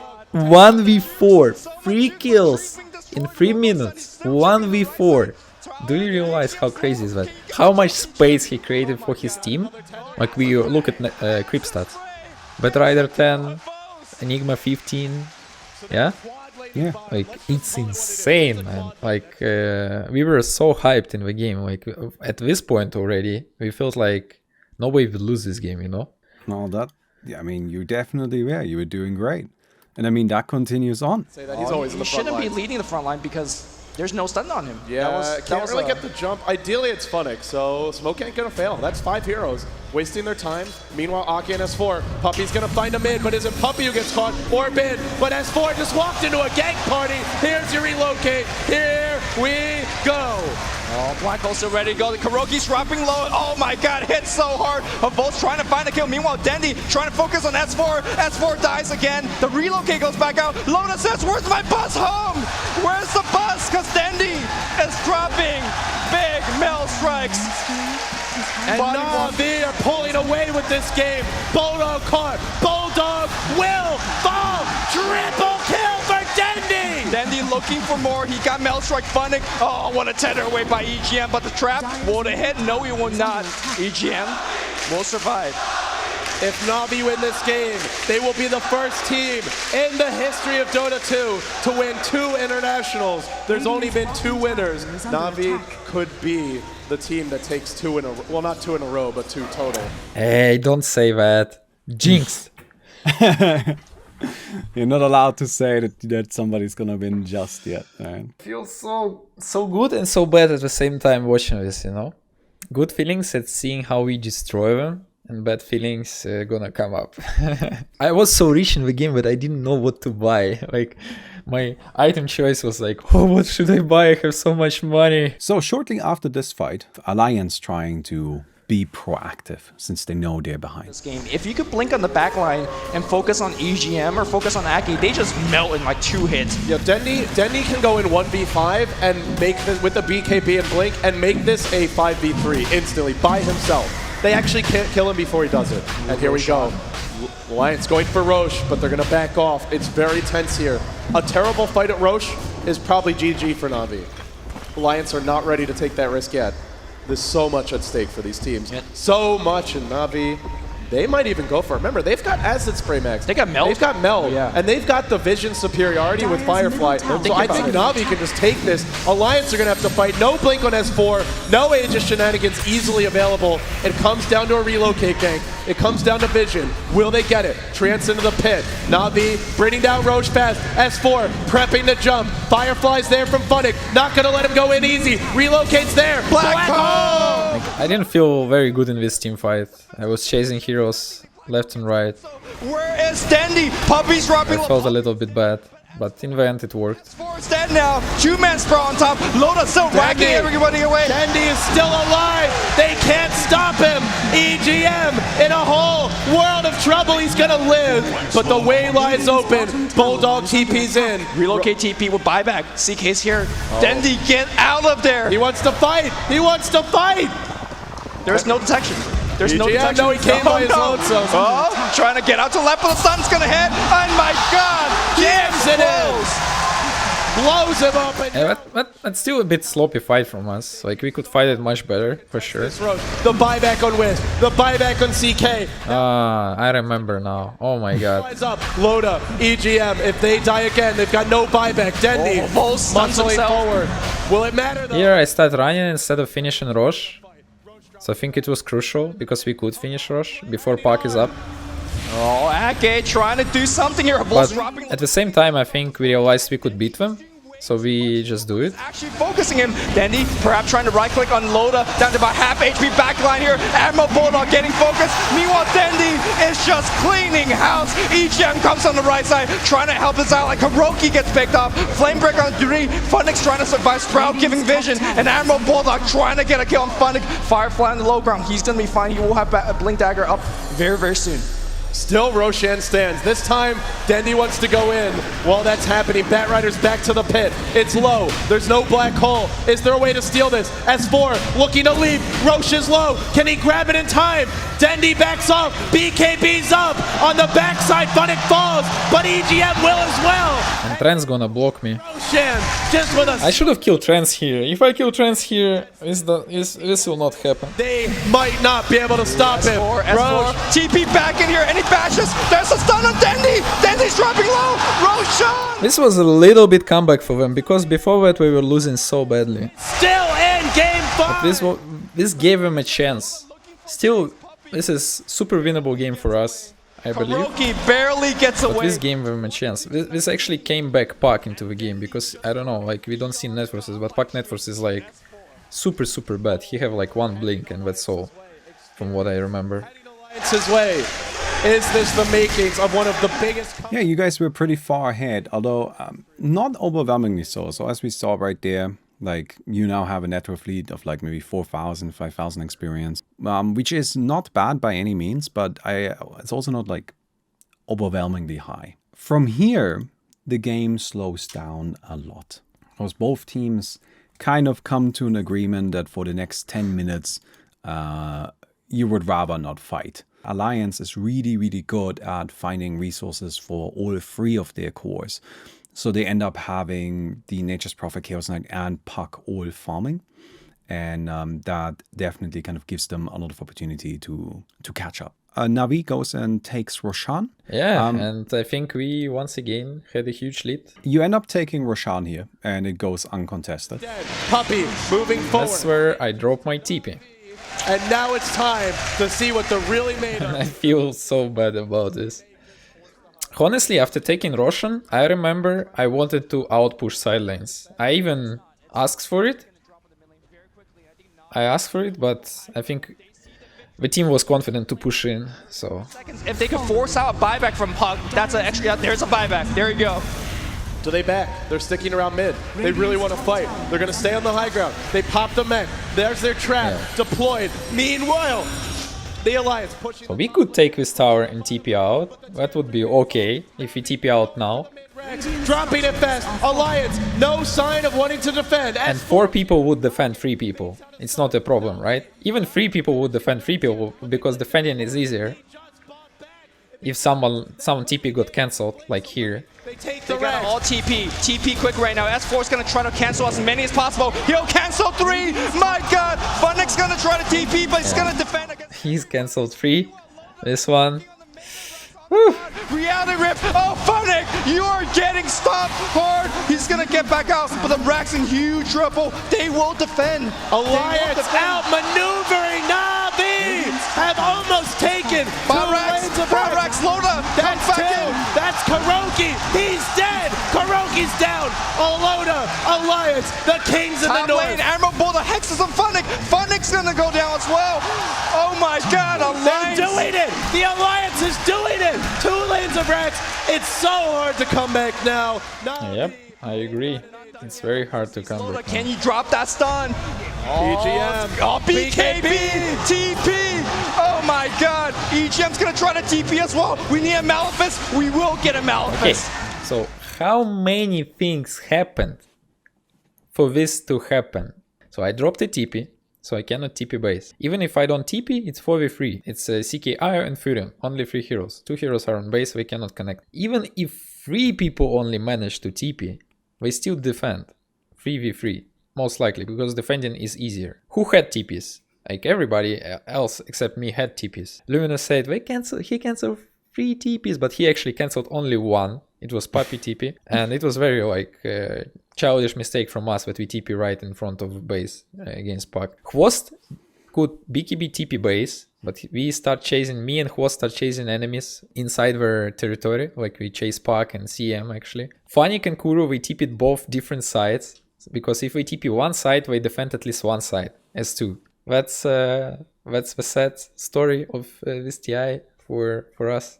Like this crucial game, we choked. After we lost 2 sides, this game became really, like I said, it's almost unwinnable. So this is just a little bit after. Invis on the mid lane. He says, can we get something going? They're going on Loda now. Loda. No BKB this time. He's dropping fast. There's a black hole from Brubby. No, there's not. It's on cooldown. Unable to use it. Loda low. Arma toggling on. He's still got BKB. He's baiting this with buyback. EGM's low. EGM not dead yet. Loda standing strong. And Blake's Funnick caught by the tether stun. He might end up being in trouble. Nice, dominating. Loda as well. Do NaVi go throne? Do they do Furion already split pushing. They don't have enough damage to throw him right now. Keep in mind that Admiral Bulldog pressuring in the bot lane as well. NaVi, I think they have to back off. No, they said we want to go in. Havos, no BKB. Nice go step to blocking the stun, but he gets lifted. EGM, oh no, Akin, you draw. Oh, what a crit!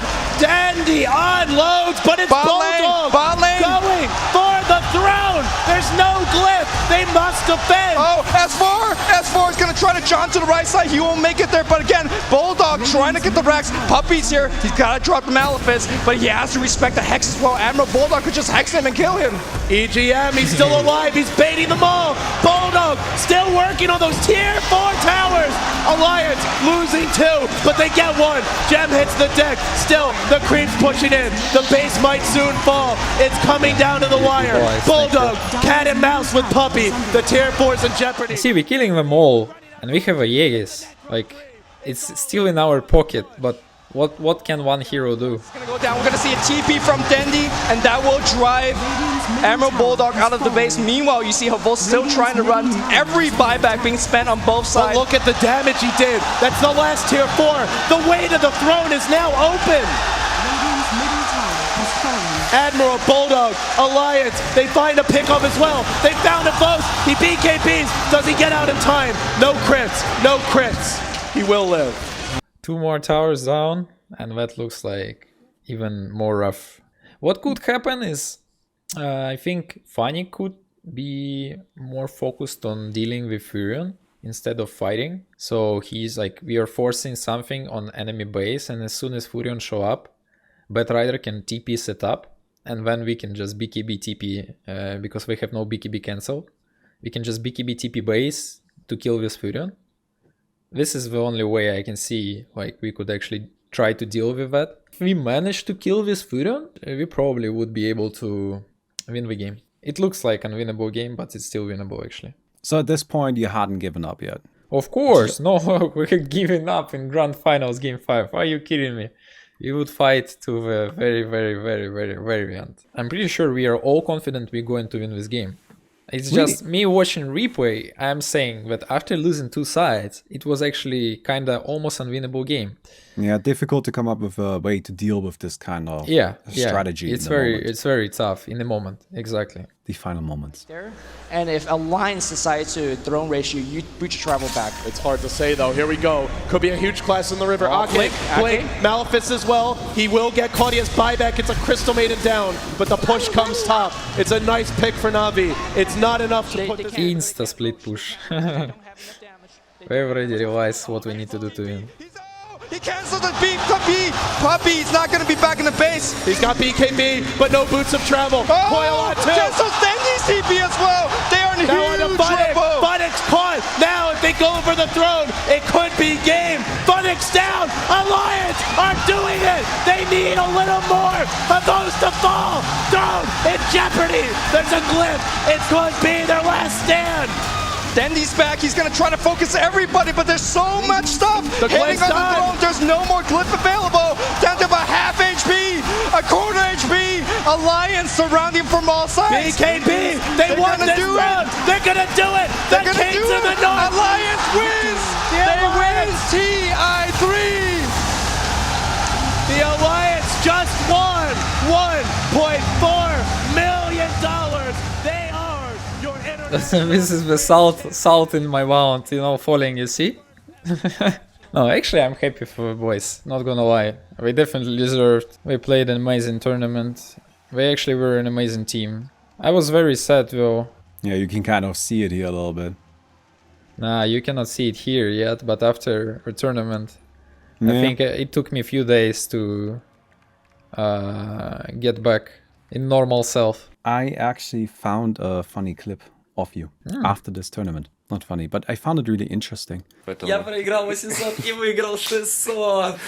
Ладно, спасибо тебе за интервью, удачи. I thought that was a really interesting way to think about it. You lost $800,000. You didn't win 600. You lost 800. Oh, it's not a money question. It was never a money question for me. It was just, you know, some funny thing to say, I believe. Yeah. So that's why I say it. Yeah, I don't think I actually cared about the money point too much in this situation. It does kind of show that your attitude very much was that you should have won that last game. Absolutely. I still think so. Regrets, I guess, that we didn't win and we could, you know. So, like, it's just eating me all the time. If I think about it. People love any games with any comebacks, but people don't realize that comebacks is actually happens only because other people do mistakes. And that's still fine, right? So if people playing good, mistakes doesn't happen, comeback probably won't happen. So, but that's why we love to watch, because we love those comebacks and we love those left and right actions. Like a lot of good stuff, a lot of good memories. Huge respect to Orange, huge respect to Alliance, huge respect to Tongfu. Like those guys, they all had a chance, I'm pretty sure. So it was a big close tournament and I love it. It's good memories. TI3 was amazing. Amazing year for Dota. 2013. Well, thank you very much for doing this with me. It was a lot of fun. Yeah, thank you. Thank you for bringing me through all of this, you know.